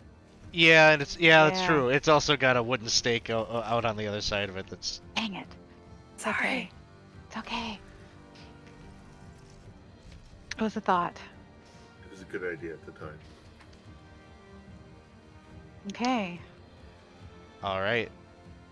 Elmo just sort of posts up over here. He's got his weapons in hand yet, and he's kind of looking over at you, Noki. You just closed the door, and he says, "Are we holding up in here?" I think at least the children and a couple people to protect them. And he just nods and says yes. And Romaj is up next, and he, you had this spell that kind of impacted him as he kind of stumbles back a little bit, flinches, and he lowers his gaze over at you, and he will cast a shatter spell. Very familiar to Dane. So, give me Constitution saving throw.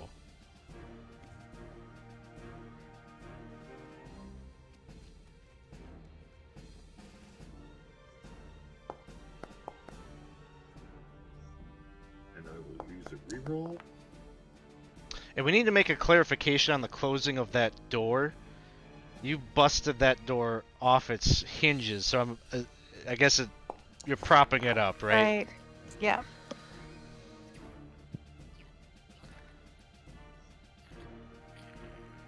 All right, so the two of you save, so you'll take half damage here.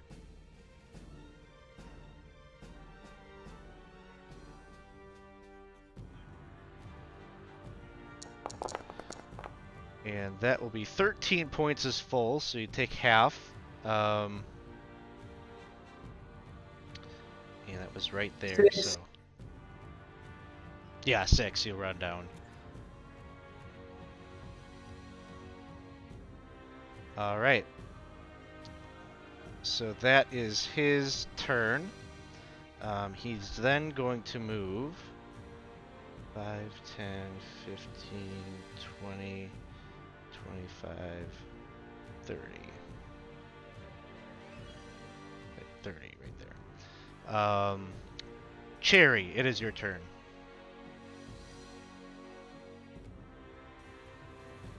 All right.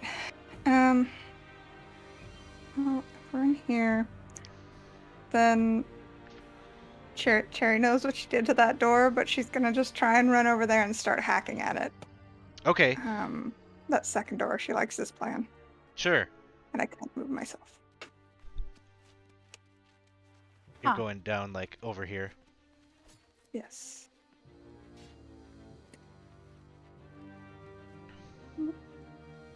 Swing with the axe.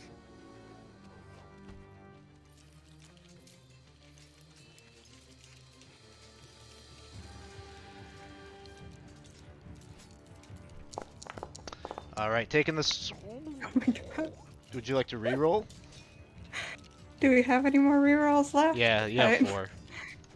Yeah, I'd rather not Take the chance cut on a my own fumble. foot off. Yeah. Okay, you reversed it Oh. and you go the other way. So, um,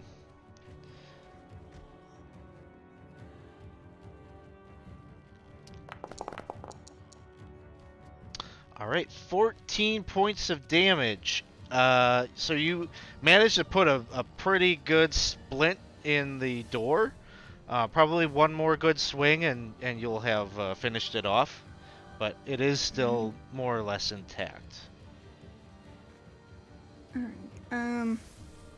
I kind of just use my bonus action to just kind of call to the kids to start coming this way. Yeah. Yeah, you make a call and Okay.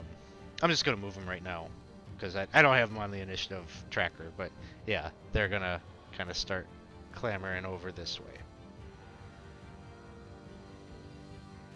Sorry, this one's with Elmo.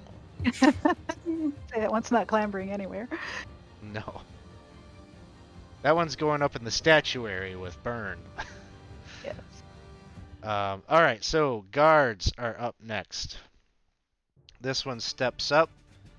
Will do a spear attack.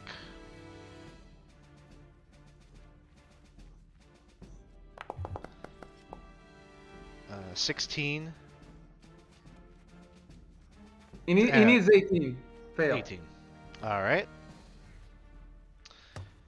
Next up is this guy. He moves up. He will attack Dane.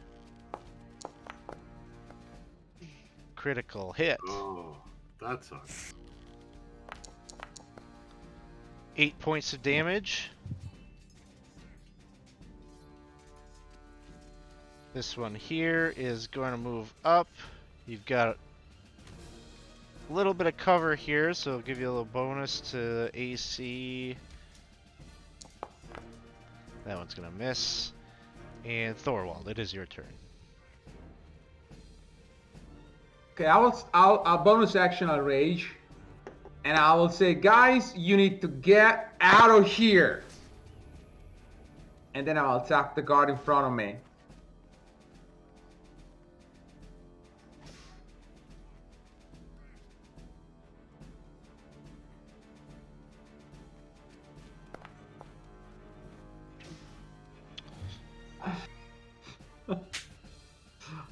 Ow.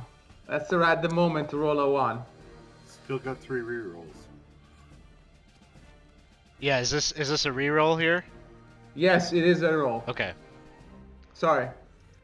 Yeah, All I'm right. not gonna let that fumble stand in this moment. Yeah. So this hits.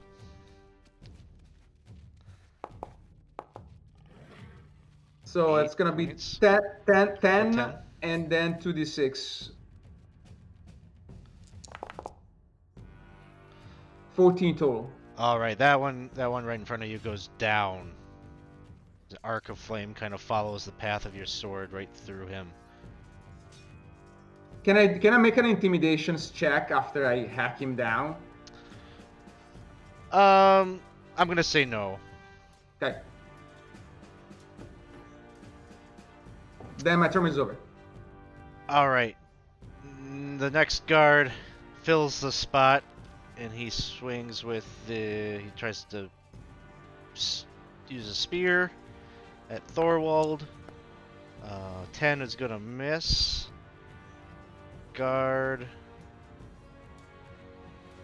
over here moves up, is gonna try to hit Dane. He'll have +2 to your AC. And it probably doesn't matter. That one's not gonna hit, regardless. Yeah, so these others just kind of position themselves, ready to step in when needed. Dane, it is your turn. Ah, nice. I would like to rage. No, I can't rage. But I am going to hit the guy in front of me. Like to get real mad. Okay. Yeah, that'll hit. 20. And I'll add 3 charges of the hammer. Whoops.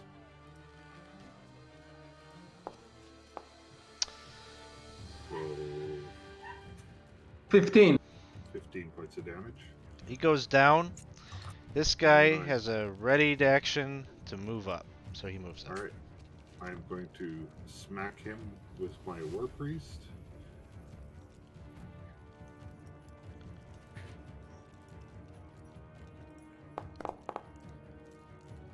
All right, that'll hit. And another 3 charges on this guy.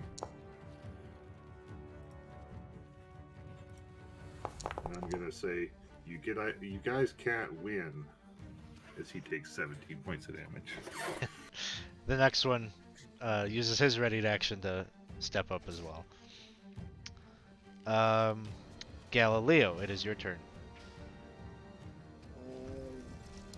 Galileo's going to move down toward this door that they were trying to get open.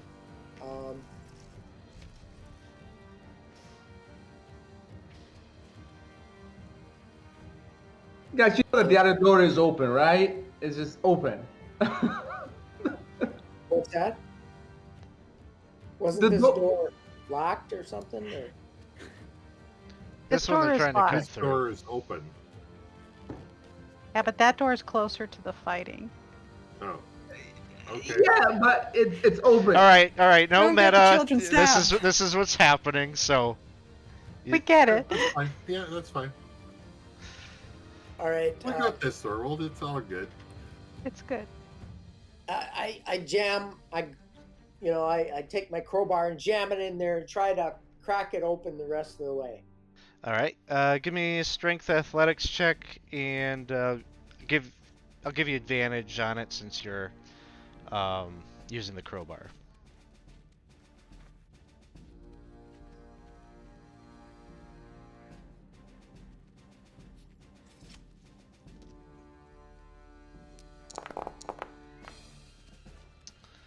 All right. Given how much damage Charnika did with the initial blow, getting your crowbar in there to kind of crack that, and the force on the outer side of the door kind of collapses on itself, and it cracks open. You're almost able to just kind of push the door forward, and it is open. The path is open.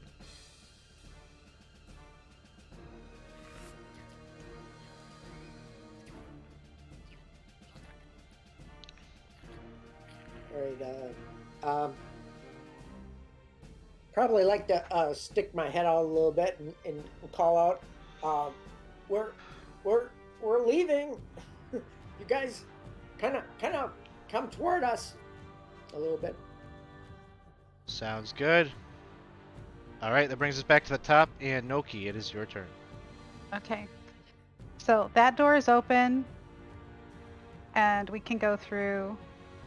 And so I'm going to go ahead and motion the kids through, or at least motion them to come follow me and come over here to this wall, as I just went through another wall. I think that door is still locked as far as the door is. Nope, it's open. Yeah, it's been busted Okay. open. Okay, got it. Okay, so I want to go ahead and take and do an investigation check against this door to see if there's anything I can see that actually says that they're, where the All right. lever might be. So, is it a perception check because you're looking for something out of sorts, or is it an investigation check you're actually kind of manipulating things or pressing around for something? I'm doing the investigation check because I know there's got to be something there. All right. Go ahead and make the investigation check. And then while you're doing that, thank you for the follow, GDTRFB 1995. Appreciate that. Huzzah! Thanks for hanging out with us here tonight. So it's a 14.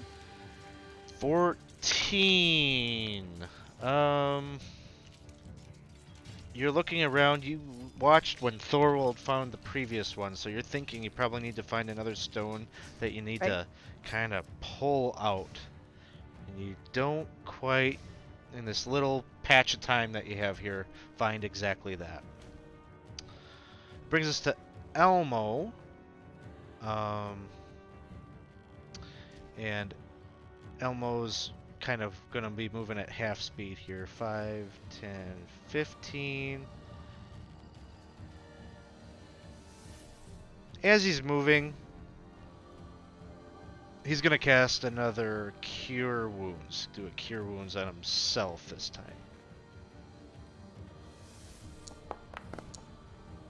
Giving himself 4 points back. And that brings us to Romage.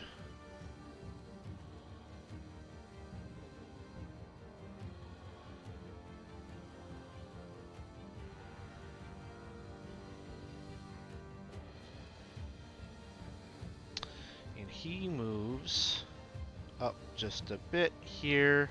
And he's going to cast the Slow spell to try to affect Thorwald and Dane. So please give me wisdom saving throws.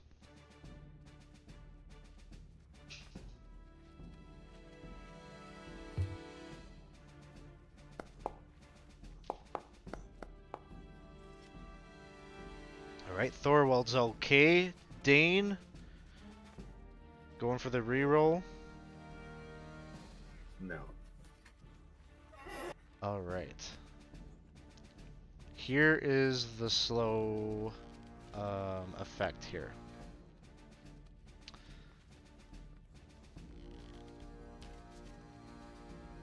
So it's a -2 to AC and Dex saving throws.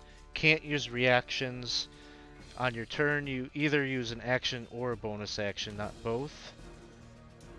And your speed is halved. Could impact spell casting as well, but as a casting time of 1 action. You make another wisdom saving throw at the end of each of your turns. Awesome. So there you go. And I just had to check because I wanted to see would it have accidentally got anyone down the hallway, and no, it didn't. So, all right, that brings us to. Well, he just moved like what, 5, 10. So he does that. 20. Right there. All right, Cherry, it is your turn. Gonna pop out the door. See what there's to see. Not much. And yeah, I'm gonna do the same thing as Gnocchi. Make a quick investigation, see what I can see. All right, go ahead and make an investigation check.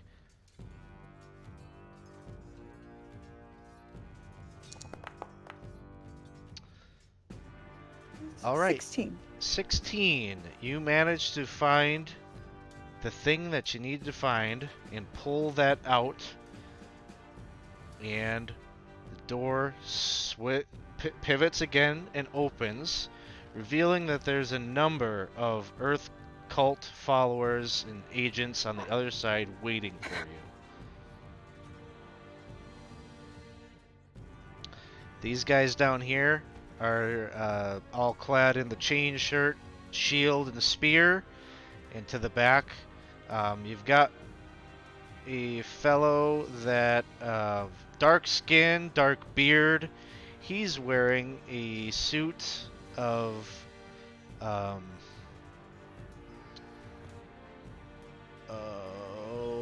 what is he wearing? I think it's like a breastplate, and he has in his hand a warhammer. And then he's with a Black Earth Guard, one of the tougher agents of the the Black Earth cult. He's kind of wearing that plate mail that sort of looks almost earthen made and stone, forged from stone. And that was your action to open the door. If you have any movement left or whatnot, you can certainly move yourselves or position yourself. I mean, can I use my bonus action to let it go? Unfortunately, the way this works is you pull that brick out, so if Yeah. you try to push it back in, it doesn't seem to reset it. It seems probably its reset is just it's on a timer. Right.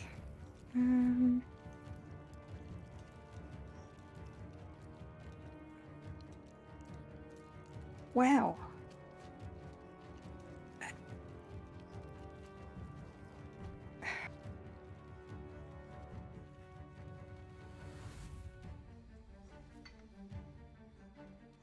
You ready to move, right? Do one. She could. Just rage, because this is gonna be a fight. Yeah. Yeah, I'm just gonna rage and then move right up to where the door is. Yeah, that's all I can do. Sounds good. I need to get these guys on the initiative tracker.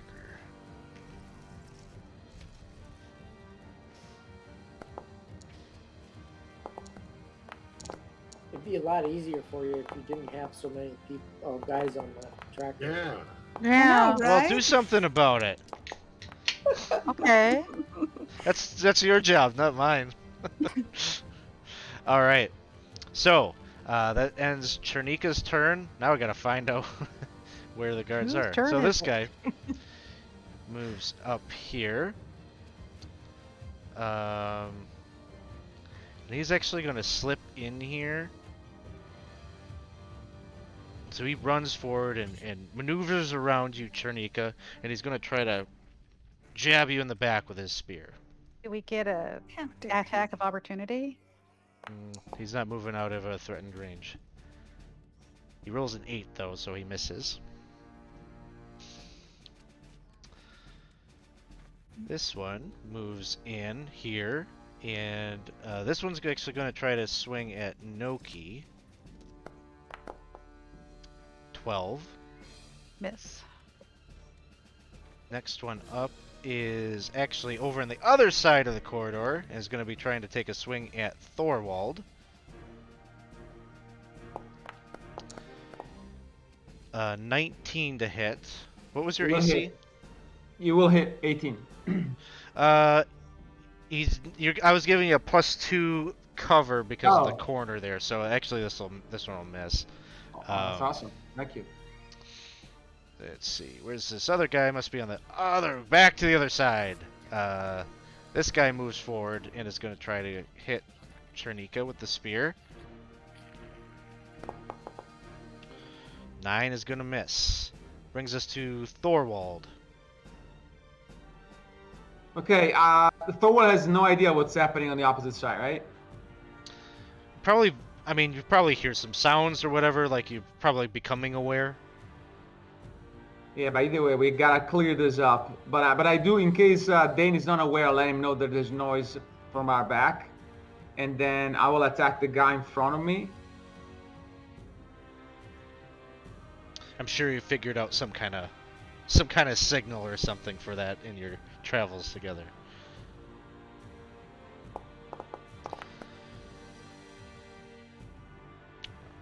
But 12 will miss. That one will miss.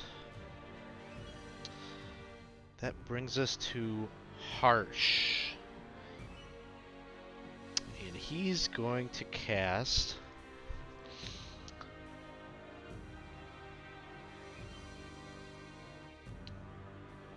He's going to cast Spiritual Weapon right behind Noki. And attack with that.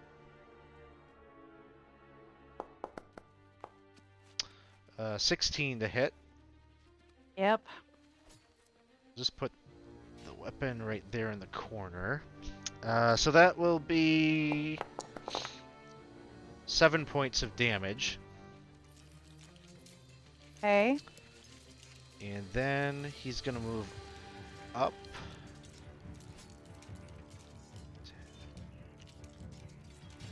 He gets to. Would he do that? No, he wouldn't do that actually.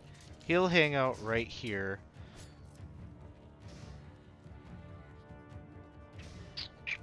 And he's going to follow that up with. He's going to cast.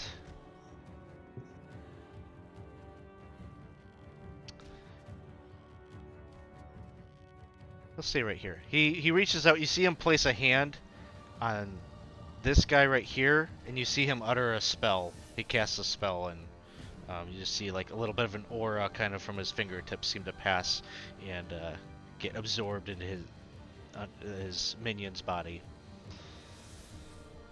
That brings us back over to the other side of the field here. One guard right here redirects its attention to Dane and is going to try to take a swing at him. Take advantage of the slow spell. Does a 17 hit? Nope. Alright. That brings us to... back to the other side of the playing field here.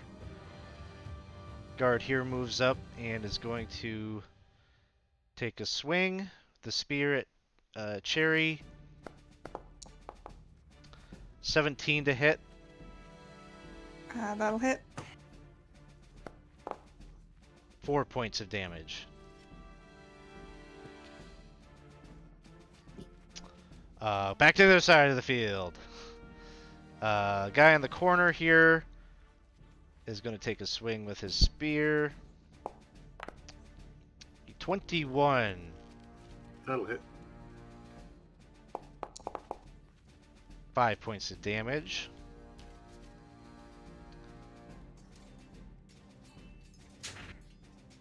And back to the other side. Nothing. Alright, back over by Dane. The one straight in front of you is going to try to hit you. Spear attack. Comes in as 6. That's a miss. Dane, it is your turn. Ah, well time.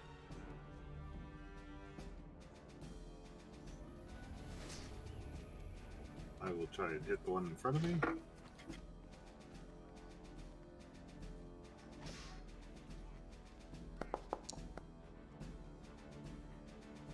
That one will miss. I will use a reroll. Right.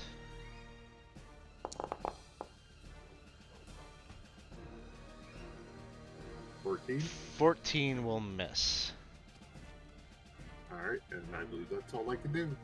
Alright, Galileo, it is your turn. Oh, wait, I get a Wisdom. Yeah, saving. do your wisdom saving throw. Is it DC 12, Alex? DC 13. So you 13. save no more slow. Excellent.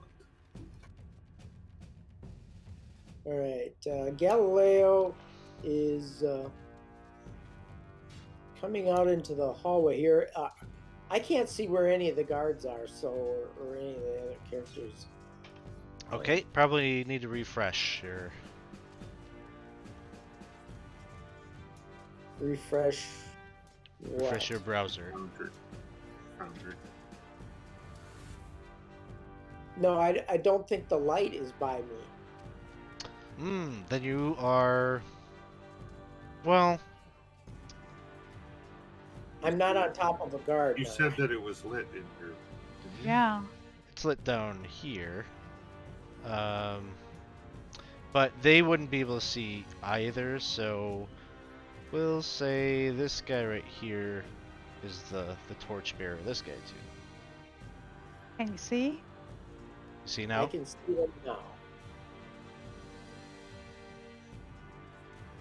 All right.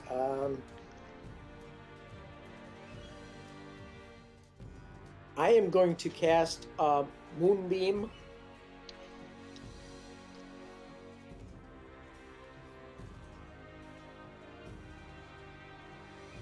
And I'm going to place it right there.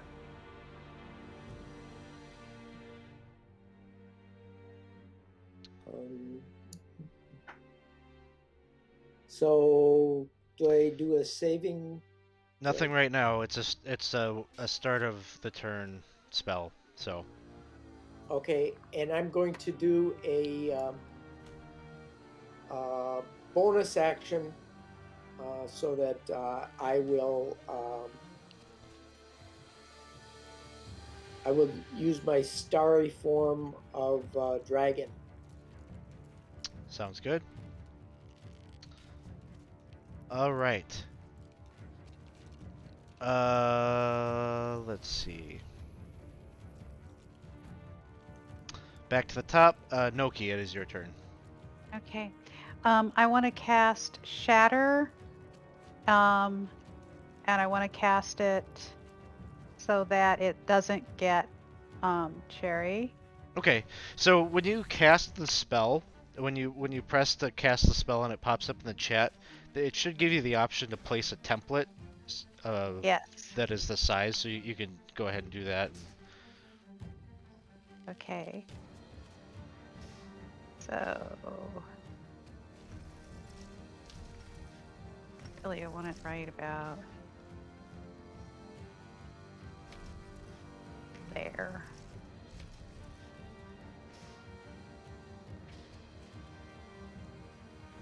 Okay, right there. Okay. Sure, so you're gonna get these three guys. Yes. Constitution saving throw. So Alright, here's... I'll roll the saves, and you can roll the damage. okay.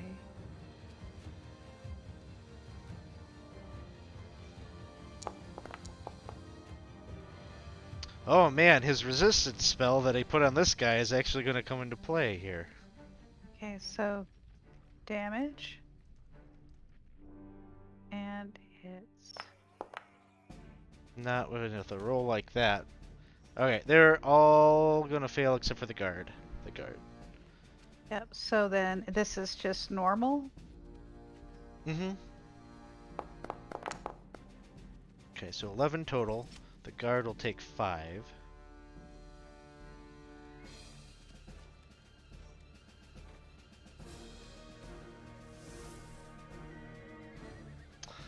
Alright. Anything else? Hang on, just I think I have a bonus action.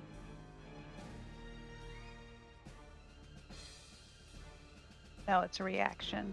But I can go ahead and cast Bardic Inspiration. Oh, no, hang on. I can cast Healing Word on Sherry. You just cast Shatter. So, But this is a bonus action.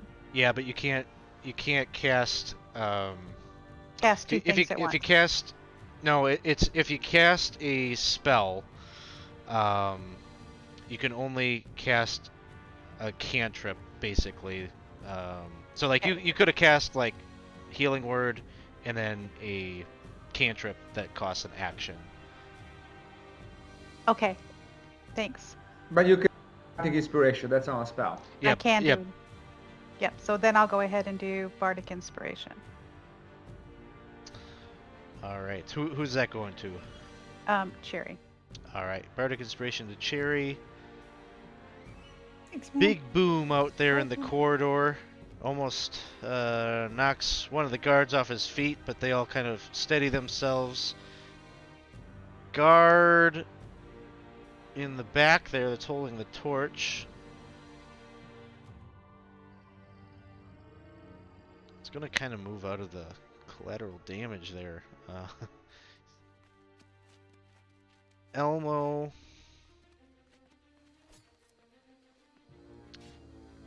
Actually, he's not, because I think he'd have to pass through the moonbeam probably. So he'll stay put there. Elmo is moving south. He sets down the statue here for a second. He says, "Kids, just stay here for a second."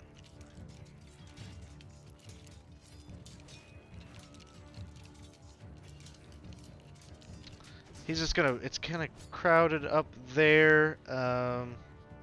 He just posts up here for now. Black Earth Guard in the back here. Just moves up and takes dodge action. Back to the top. Romage is going to move down here. 5, 10, 15, 20.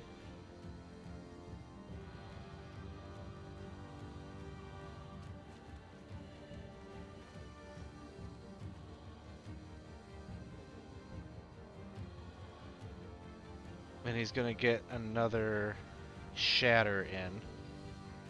So, give me Constitution saving throws for Thorwald and Dane.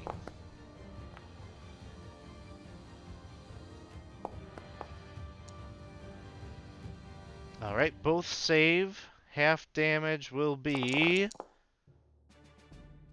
Alright, 5 points. And he moves up here. Alright, Charnika, it is your turn. Alrighty. I'm just gonna swing at the guy behind me. Ta-da.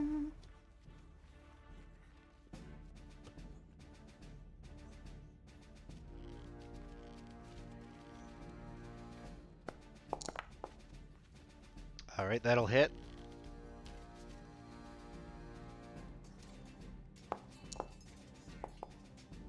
And with rage, that'll bring that to 6 points.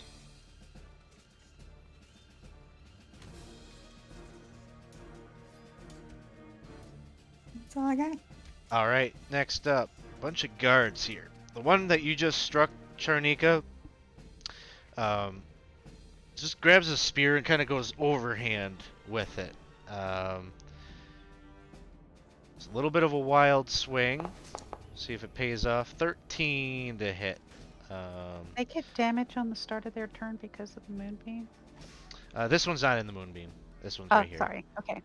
Sorry, who's he trying to hit? Me? He was trying to hit you. 13, miss. Yep. One to the side here is gonna try to attack Noki. And that one is a 15 to hit. Yep. 4 points of damage.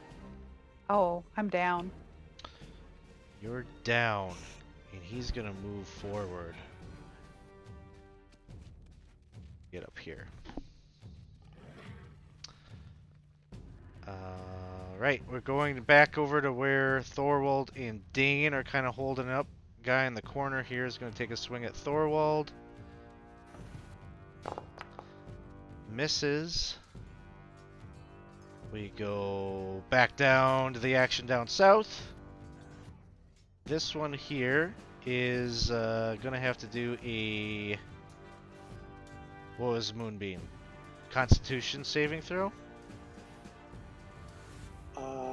Yeah. Let's see. Constitution saving throw. Alright. He rolls a 12.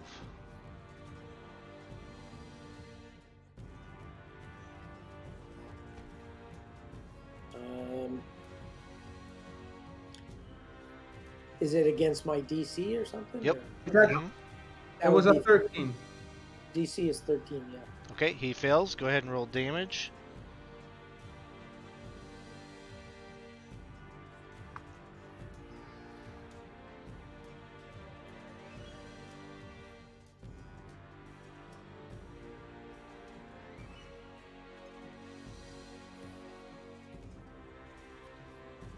Okay, where's my, where do I roll damage? Either pop Moonbeam back out in the chat or, you know, scroll up to where you have it there. There we go. Okay, 13 points of damage. He's fried. All right. Thorwald, it is your turn. Okay, we're going at it again. Trying to hit this time, hopefully.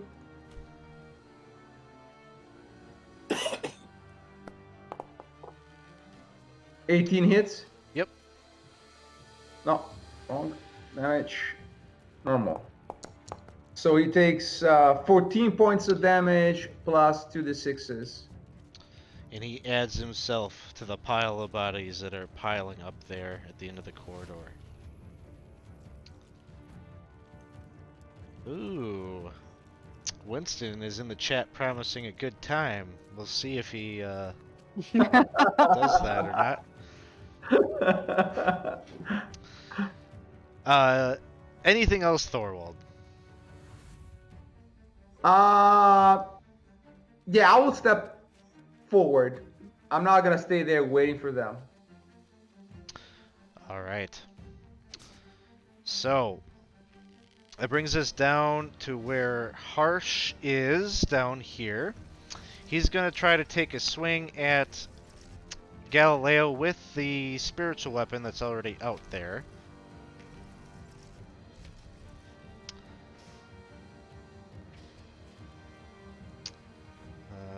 Here we go. Alright, so that is a 21 to hit. Yeah, that hits. And that is going to be for 7 points of damage. And then you need to give me a concentration check for your moonbeam. Let me do the damage here. Bring it down to. Okay.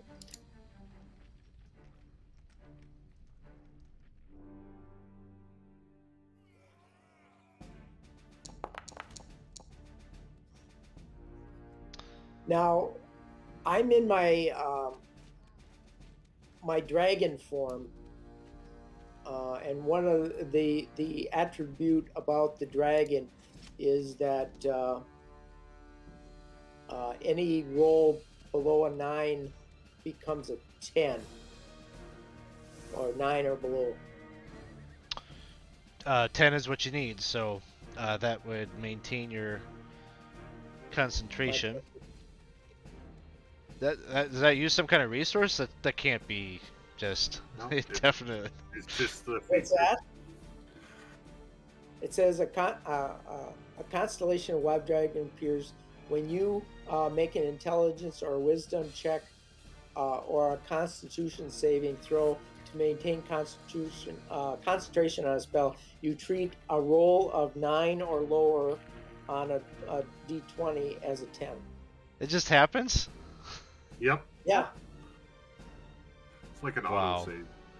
Wow. Wow. All right, Nice cool. feature. That's the only thing about being in the dragon form. Yeah. I mean, that's pretty good, though. It's like Yeah. auto. I knew All I right. wanted to cast Moonbeam, so that's why I chose the dragon form. So, oh man. He's going to cast. I'm just going to keep him doing the thing he was going to do anyway. He's going to cast Hold Person. And he's casting Hold Person on Charnika. Give me a Wisdom saving throw.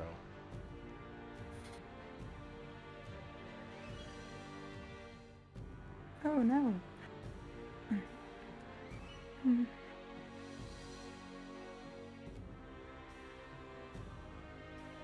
Did you ever use your inspiration? No, All I right. haven't. You But easily make that saving Smart. throw there. And Winston just successfully redeemed by everyone a reroll, so you're back up to 6 rerolls here. Thank you. Okay, that's everything from Harsh. Guards are up. This one down here. We're gonna do a Constitution saving throw. He makes the save, but go ahead and roll your damage for the Moonbeam.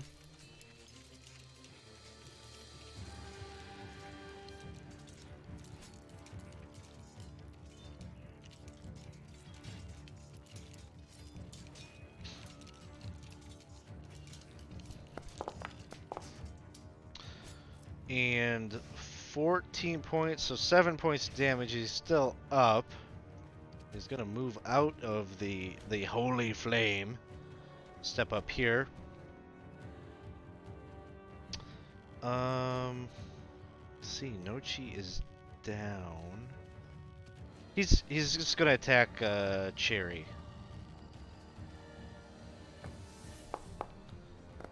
It's 12 to hit. That'll miss, That's a right? miss. Next up is... Alright, we're going back over to the other side of the battlefield here. There's one guard on the corner here that's been trying to hit Dane. Not having much luck. A 20 to hit. Does he still have -2?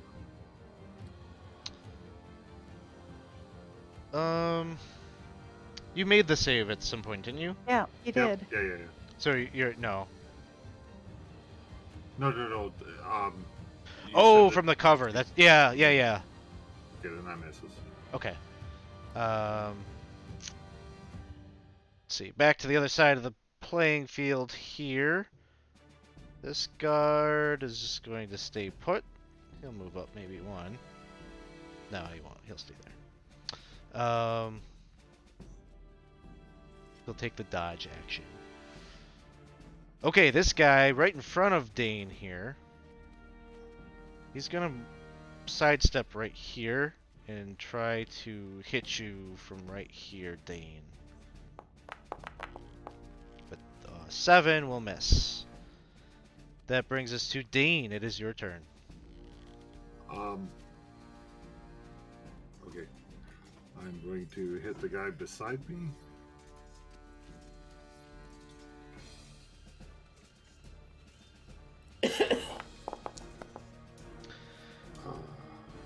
You got 6 re-rolls. Alright, I will re-roll that. 18. That'll hit. And I will smite him as well. This guy right here, right? The one beside me, yeah. So, 3 of those. Goes down. 13. And I'll use my War Priest to hit the one that's... Well, I'll step forward and hit the one that's hiding around the corner here.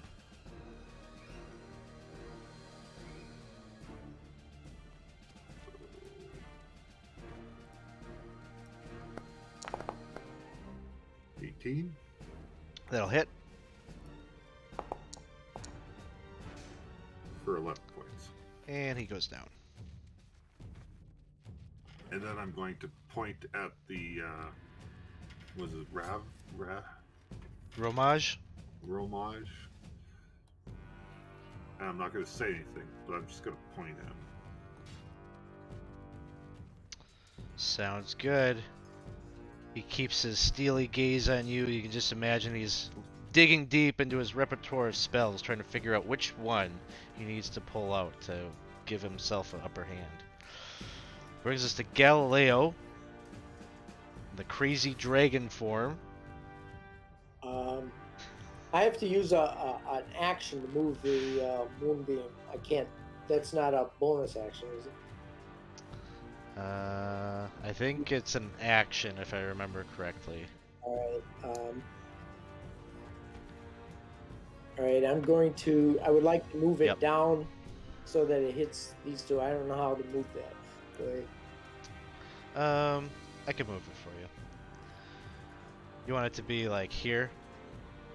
Well, up 5 feet. There. All right. Sounds good. Then I'm going to take my bonus action to cast Shillelagh. Oh, nice. All right. I believe that's all I can do then.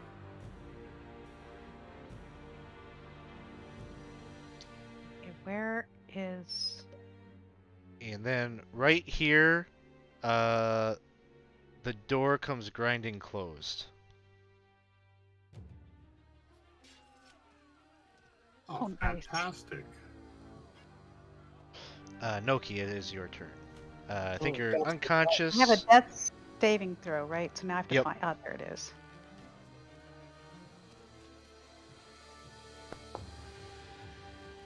Oh, I did not pass that. Re-roll. Okay. Can I re-roll a death saving throw? Mm-hmm. Using a reroll. Oh, Oh, no. I'm not going to use a re-roll on my death saving throws.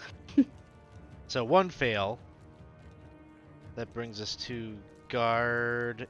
That's in the moonbeam. So Galileo, roll your damage for me, please. He will fail that.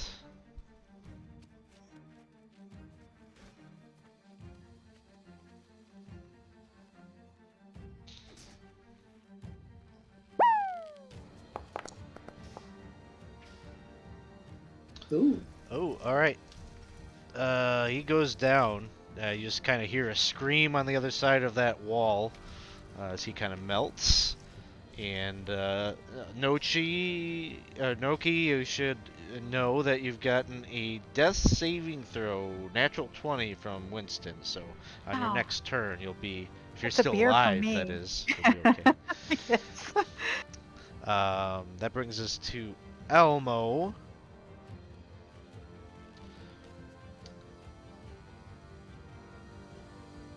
Hmm. Well, Elmo will step out here. He'll. He's gotta get through. He's gotta go through Galileo's spot, which fortunately will incur an attack of opportunity here from this guard. Guard misses. Elmo's gonna take a couple of swings at this one here.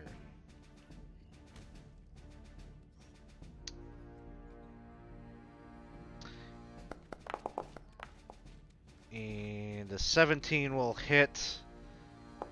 He just swings that battle axe. It goes crushing through this guy's kind of rib cage. The guy's just barely still alive, and he's gonna follow it up with this offhand dagger attack and try to finish the job. 16 and an additional 7 points. This guy goes down. On the other side, there is a Black Earth guard who has to make a Constitution saving throw from this moonbeam. Fails, so go ahead and roll some damage for him.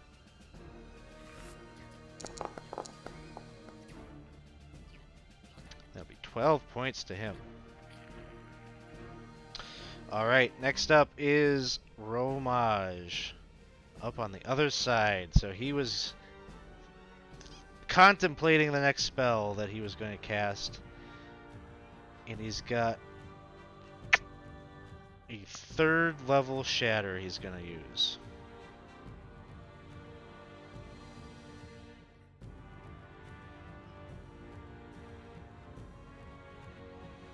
So, Constitution saving throws from Thorwald and Dane. I will use a reroll. Reroll.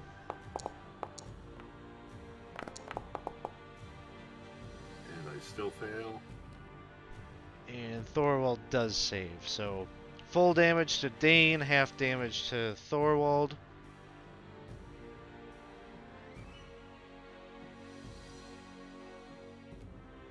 Ah, shoot. Okay, I'm gonna roll this, and then I'm gonna roll another D8 because I screwed it up.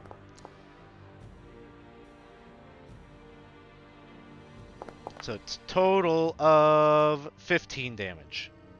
And Dane goes down. And Romage goes 5, 10, 15, 20, 25, 30. He's at the end of the hall over there. Okay, that brings us to Chernika.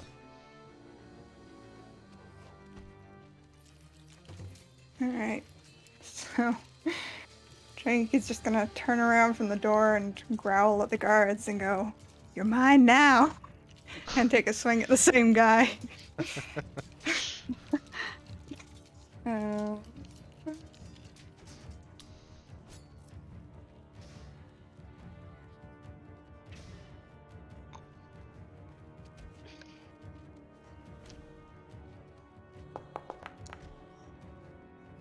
All right, that'll hit. 16. And is that the guy to the north of you or to the west of you? To the north of me. That one goes. He goes down. Falls to the ground underneath this like hovering club that just seems to be idling there. It's not doing anything. The spiritual weapon, sort of a little bit disconnected from the caster.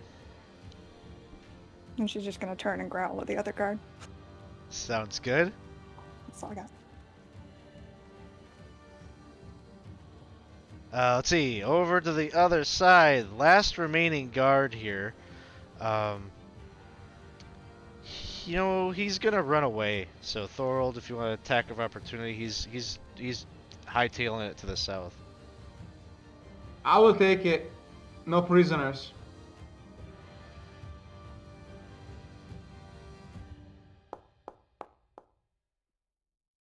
He gets to live another day. All right. He moves 5, 10, 15, 20, 25, 30, dashes.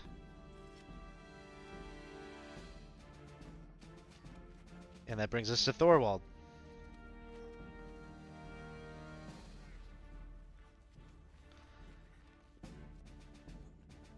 Muted. Didn't Winston redeem a second natural 20 on a death save before I decide? I've seen one. No? You seen one? Okay. Then I touch Dane and I give him back 5 hit points. All right. And that's gonna be. I think you might have muted. Sorry, I muted myself without knowing. So I touch Dane and with Lay of Hands, give him 5 hit points back.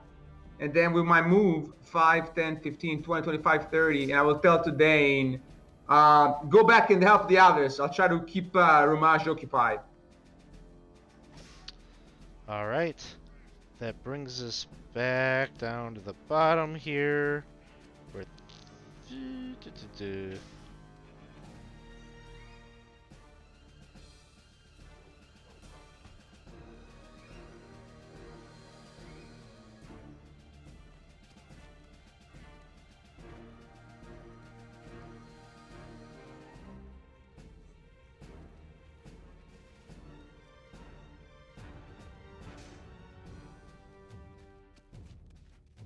all right.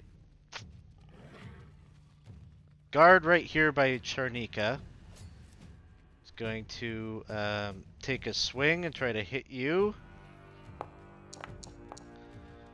But a 9 will miss. Other guard over here. Suddenly the door opens. And as it does, this bruiser right here is going to take a readied action to swing at you, Chernika, with his Morning Star.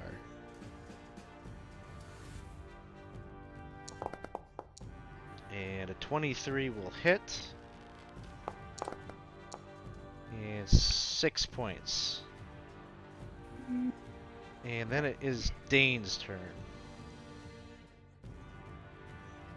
I will cast Healing Word on myself. Yeah, Chernika's raging Winston.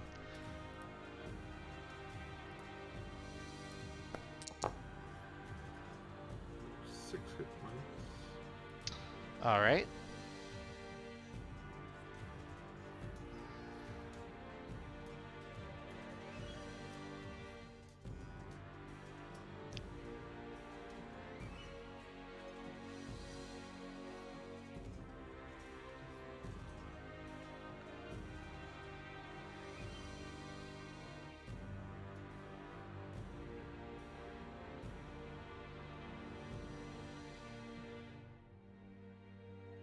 And just remember, it's were you on the ground? Oh, right, yeah. So I have to go back 10 feet? Or is it 15? Um, My we'll say movement 10. is- 10, that's fine. Because it would round down, wouldn't it? Yeah, dwarves are weird with the half there, but We'll just call it a 10-foot penalty. All All right, right. Galileo. All right, I'd like to move that moonbeam up 5 feet again to get that armored character in. Okay. And I kind of lost the light in the hallway here. Is there anybody near me? At this Or... time, I can't bail you out anymore. Oh, You don't. well, If I you didn't don't know have light, if it's complete dark. What oh, is your well, well, moonbeams? Does a moonbeam cast any light? Maybe it In that doesn't. point, it is a light. anyway, well, I can't see if I'm gonna. I'm just gonna stay there then, where I am. I'll say within the confines of the moonbeam, like you can kind of see it, and it casts a little bit of dim light. So, what were you trying to do? Well, I can't see any characters around me. Is there any characters around me? No, there isn't. Not even an ally? You got allies around you. You got Noki to the south of you, and Elmo is right next to you as well. Okay. Anybody down? Technically, Noki is down. Okay. I don't. I'd like to cast Cure Wounds on him, but I already used my action, so. Yep. Yep. All right. I'm just gonna have to stay put here. All right. Noki's using that nat 20. So you got 1 hit point. Half your movement to stand up So if I want to stand up, if you want to, but you probably do. There's a guy right there. there's a guy right there, right? So with my 1 hit point,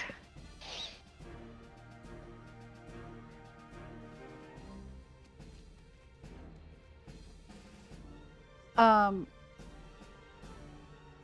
dang, my 1 hit point, I'm going to go ahead. The door is open, right? Door is currently open. Yep.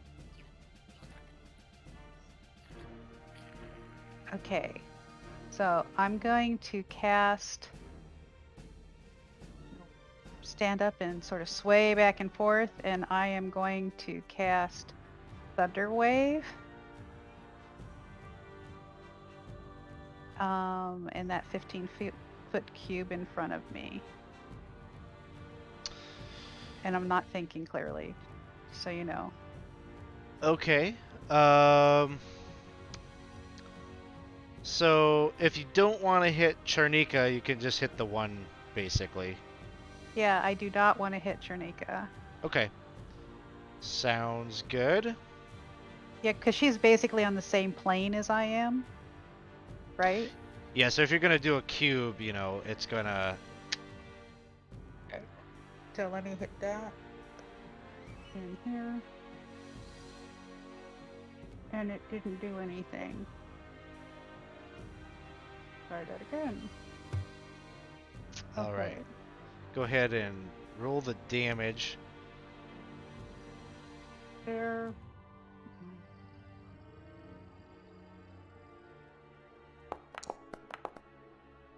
And here's damage. Saved. Saved, but he's got 4 hit points, so he's probably going down here regardless. As long as you roll good enough. There we go, he goes down. Okay. That's good.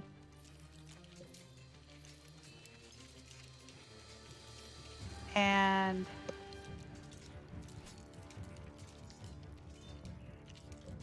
then since I'm no longer engaged, I'm going to go ahead and move back behind Elmo. All Not right. all the way back. Elmo is up next, and Elmo is going to move right up to where Chernika is and attack this dude. Swings with the battle axe. A 11 will not do it. Does he still have the bardic inspiration, Alex? Because that might be a good way to use it. Sure. What's the bardic inspiration die, Maureen? D6, right? Yep, it's 2-6. D6. All right. He misses. But he'll attack with the dagger. That's a natural 1, so let's see what happens to Elmo if he rolls a 5 or a 6. He rolls a 6. Oh, I just put these cards away. Okay, so we're going to be pulling from the critical fail deck. You know, Spug Noir would never have done this. Yeah, I'm kind of regretting bringing Elmo. And what is it? Oh, my bad. Reroll this attack against an ally within 5 feet. Knew it. So, this was the dagger, though. So at least it was the dagger, not the other one. And Oh, and of And course it's a 19. So- right? he goes to swing with the dagger in his offhand, and the dude like ducks, and he accidentally shivs it, like slices the side of your arm, Chernika. So it's 8 points. You're raging though, so it's really 4. I'm Butterbean. And we just got a raid. Thanks, raiders. Who do we got here? High Shelf Collective. Thanks for stopping by. Were you guys playing some D&D here tonight yourselves? Let us know what you were playing. I've still got my Chew Kickstarter thing kind of rolling out. That's fine. Check it out. Check out the Kickstarter for Chew. That was a game we played last week with the creator. Okay, that was Elmo's big tragedy of a turn. Black Earth Guard here is in the Moonbeam, so he's gonna have to do a saving throw for that. He rolls a 20, so he's gonna make it, but go ahead and roll the damage for Moonbeam. It looks like my mic or my camera's being fussy. Your camera's out. Let's see if I can fix that real quick.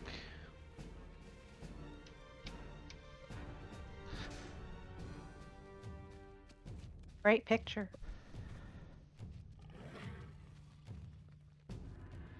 All right. Plug it in. Unplug it and plug it back in. It'll be fine. That's what I did. All right. So 11 points of damage on that. He takes half, so 5. He's still up. He's taking a swing at Chernika.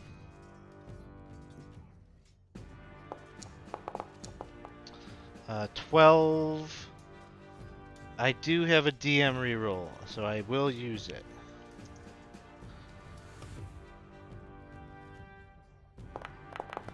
And not much better. Does a 14 hit?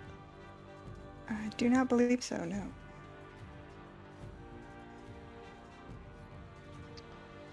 Sorry, I have to look at the...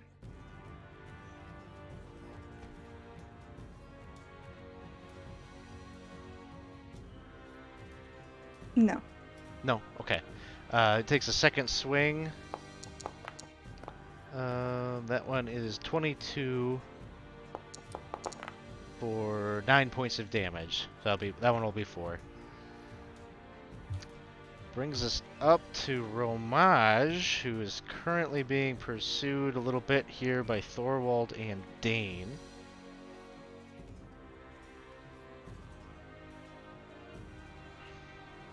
Sorry, Alex, did you just say I took 4 damage? 4 Right. damage from that, yep. Okay.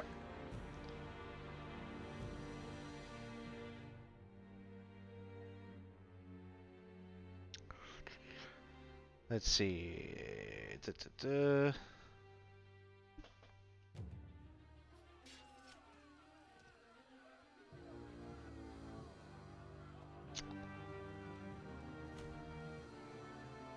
One second.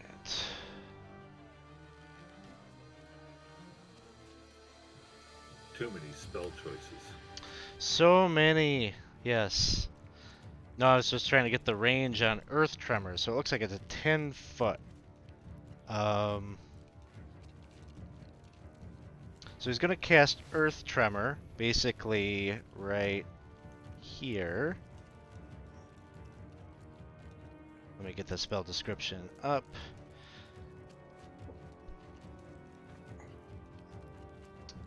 There's a tremor on the ground within range. Each creature other than you in that area must make a dexterity saving throw. So a dexterity saving throw for Thorwald.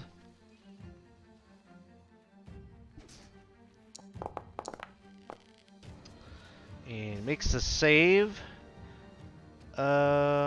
Is this a half? No, it doesn't look like it's a half damage spell. So, basically the marble stonework here begins to crack and it kind of explodes and shatters up, and kind of creates like a bit of a divot here. So this is difficult terrain in this spot right here, but that's about all that really happens. As you avoid most of the damage, you're able to kind of reactively kind of put up your hands and resist that damage from taking place. Then he ducks around the corner here.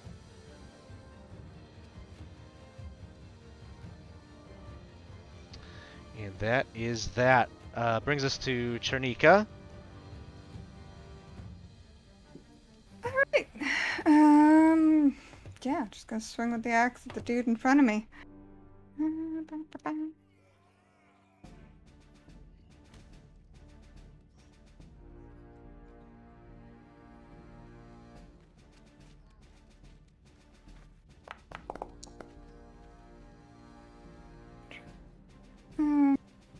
So got 3 rerolls. Yeah. I'm gonna do a reroll.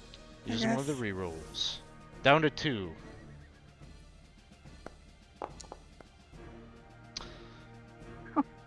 Won't quite Can get I there. also use my bardic inspiration? Sure.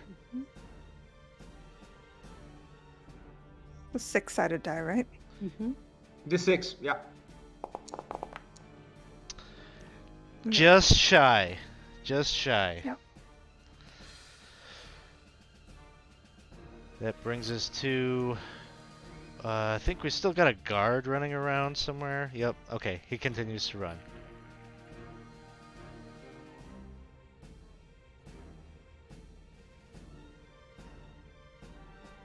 He's probably irrelevant at this point, but I'll move him anyway. Thorwald, it is your turn. Thorwald thinks that Romage is out of range to be effective in this combat, and so double down, help his friends. 5, 10, 15, 20, 25, 30. 5, 10, 15, 20, 25, 30. Oh, he blocked me. Okay. There's a wall there, apparently. Let me do it. 5, 10, 15, 20, 25, 30. And then 5, 10, 15, 20, 20, 25, 30. Okay, that's all I can do in one turn. Alright. I think my computer is just trying to tell me, hey, it's... Time to shut down for the night. Time to shut down. I'm tired of this, yeah. Cool. So you made it down there. Harch is doing things. Bonus action, exit from rage.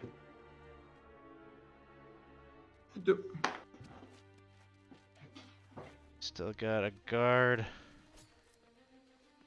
out here. Bring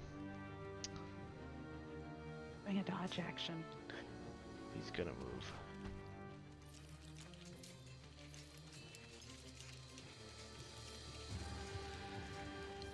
Alright, Dane, it is your turn.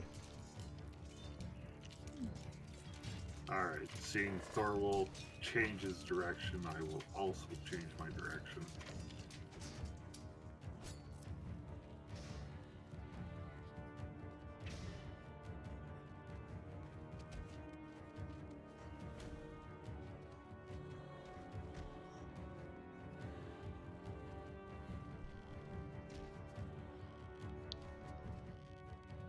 I will dash down to here. Of the people down here, is anybody seriously hurt? I think how you Noki, pronounce it? Noki's a Pinocchio? bit, Pinocchio you know, is? I have 1 hit point. Yes. Alright, for my bonus action, I will cast Healing Word on Pinocchio. Thank you. sounds good. Galileo.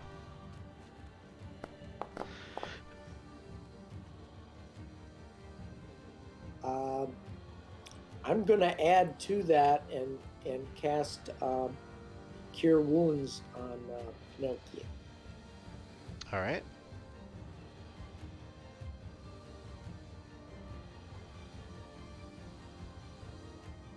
Anything else?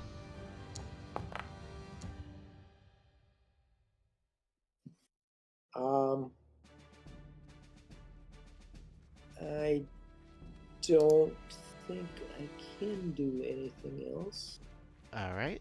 That brings us back to the top. Noki. Okay. And how many points did I get? I 6. got 6 for me. 6 from Dane and 6 from Galileo. Thank you. Let me just put that in there first. And thank you both. Oh. Well, now I don't have to worry about Thorwald running into me and collapsing again. Let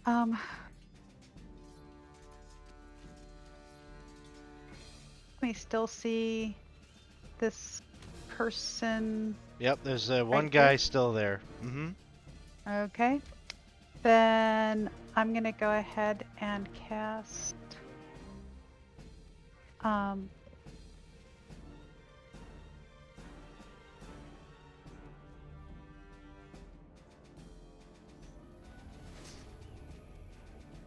Fairy Fire. Okay. Deck So- save for me. And he will save. Jeez. Okay. Anything else? Nope. That's pretty Alright. much it right now. That'll bring us to Elmo. He's looking pretty embarrassed but he rallies. He brings his weapon up again. Not with the battle axe. He's gonna try with the dagger. Both miss. Brings us to the guard. He's stuck here in the moonbeam. Constitution saving throw. Fails, so go ahead and roll some damage there, Galileo.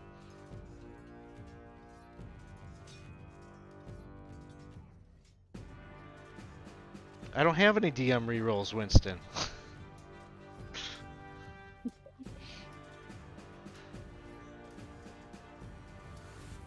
Almost fine.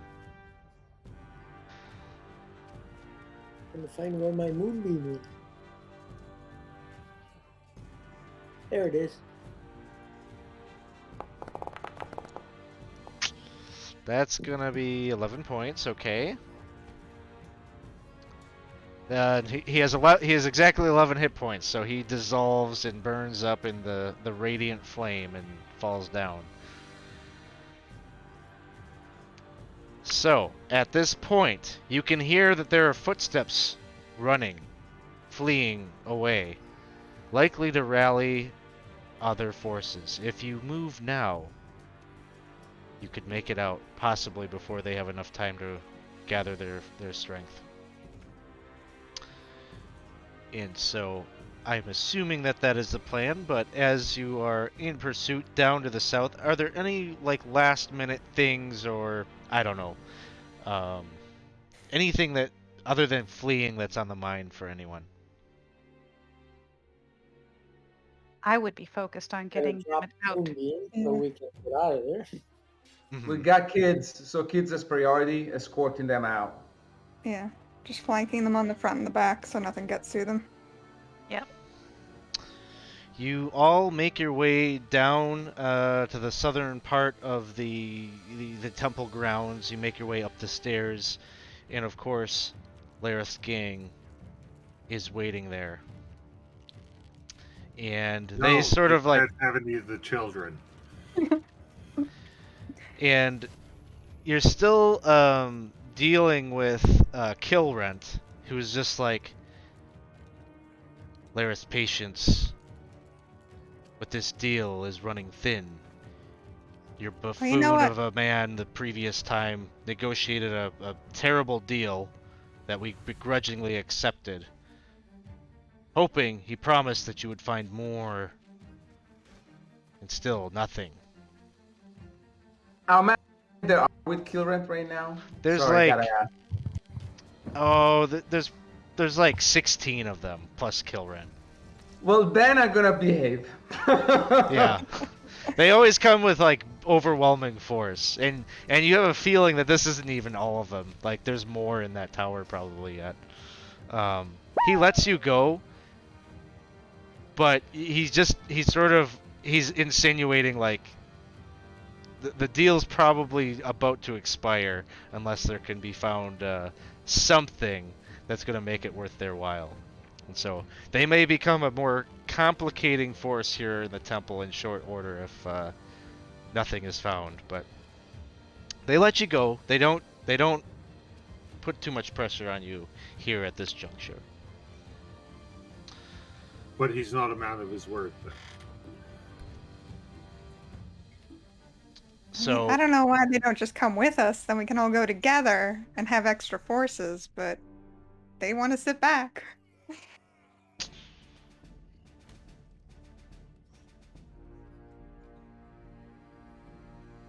So, that is the conclusion of the session. Congratulations, you found the punch Lareth in Yay. the face. Well, Lareth isn't there. He's using his toady to deal with them.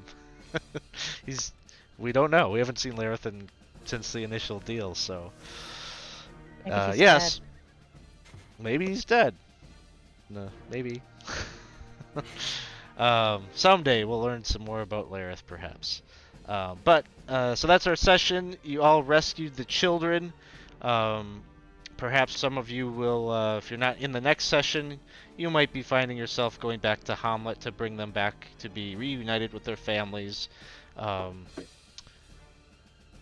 All of the families except for one will be enlightened and delighted to see and be reunited, but there's that one child who unfortunately is in that petrified state, and so there are now two reasons maybe at some point to be on the lookout for a basilisk to help the elves from that caravan to be able to work their magic, concoct some kind of a... They were talking about concocting an ointment that could reverse that ossification, that We petrification. kill one?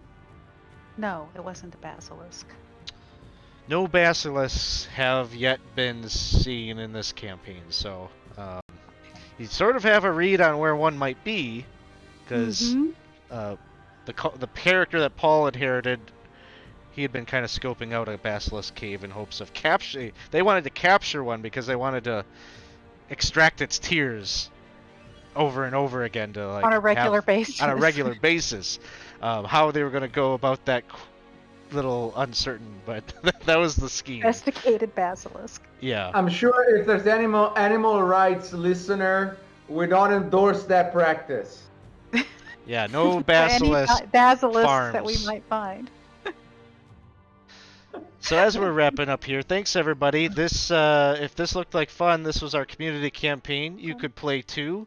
All you have to do is come and join our Discord server and keep a peek in there and find the signups for whenever the next game is. I've got one more yet this month. I think it needs players. I don't know. I haven't looked at it in a while, but October 29th is the next one. So if you're free on a Friday night, want to get into playing some D&D, yeah, come and join us in the Discord server. If you want to support us, you can support our Patreon page, and the biggest perk there is that you get priority for those sign-ups for the games. But if you're new and just looking for a game, don't worry about that. We'll get you in a game. irregardless. And yes, Winston is there in the chat. He's running a very special game for us, so we're participating in Free RPG Day. We've got a module from Goodman Games, 5th edition module that they put out for Free RPG Day. They're going to be running it. If it looks like fun, stop by and take a look. You could get that for free, what they're playing tomorrow morning, by your own friendly local game store. They've got this module. They've also got a DCC module that looks pretty sweet. That's sort of an homage to the Doom of the Savage Kings. The adventure that's coming out tomorrow is called The Tomb of the Savage Kings, I believe. So I gotta read this one because I'm gonna be running Doom of the Savage Kings at GameholeCon. So I gotta know what they're doing in this new one that's supposed to echo that feel. So, and if you go to one of your game store on a free RPG day, they got all sorts of crazy new stuff. So go down there and get stuff and buy some dice. Support your local game store, because yeah, people are hurting after these past couple of years. So game stores need all the love that they can get. So go do that. And yeah, that's all I've got. So why don't we drop a raid over to somebody? We're gonna go see some friends. Some slothin' friends. There we go. Thanks, everybody. We'll see you all soon. Bye. Bye. Rating.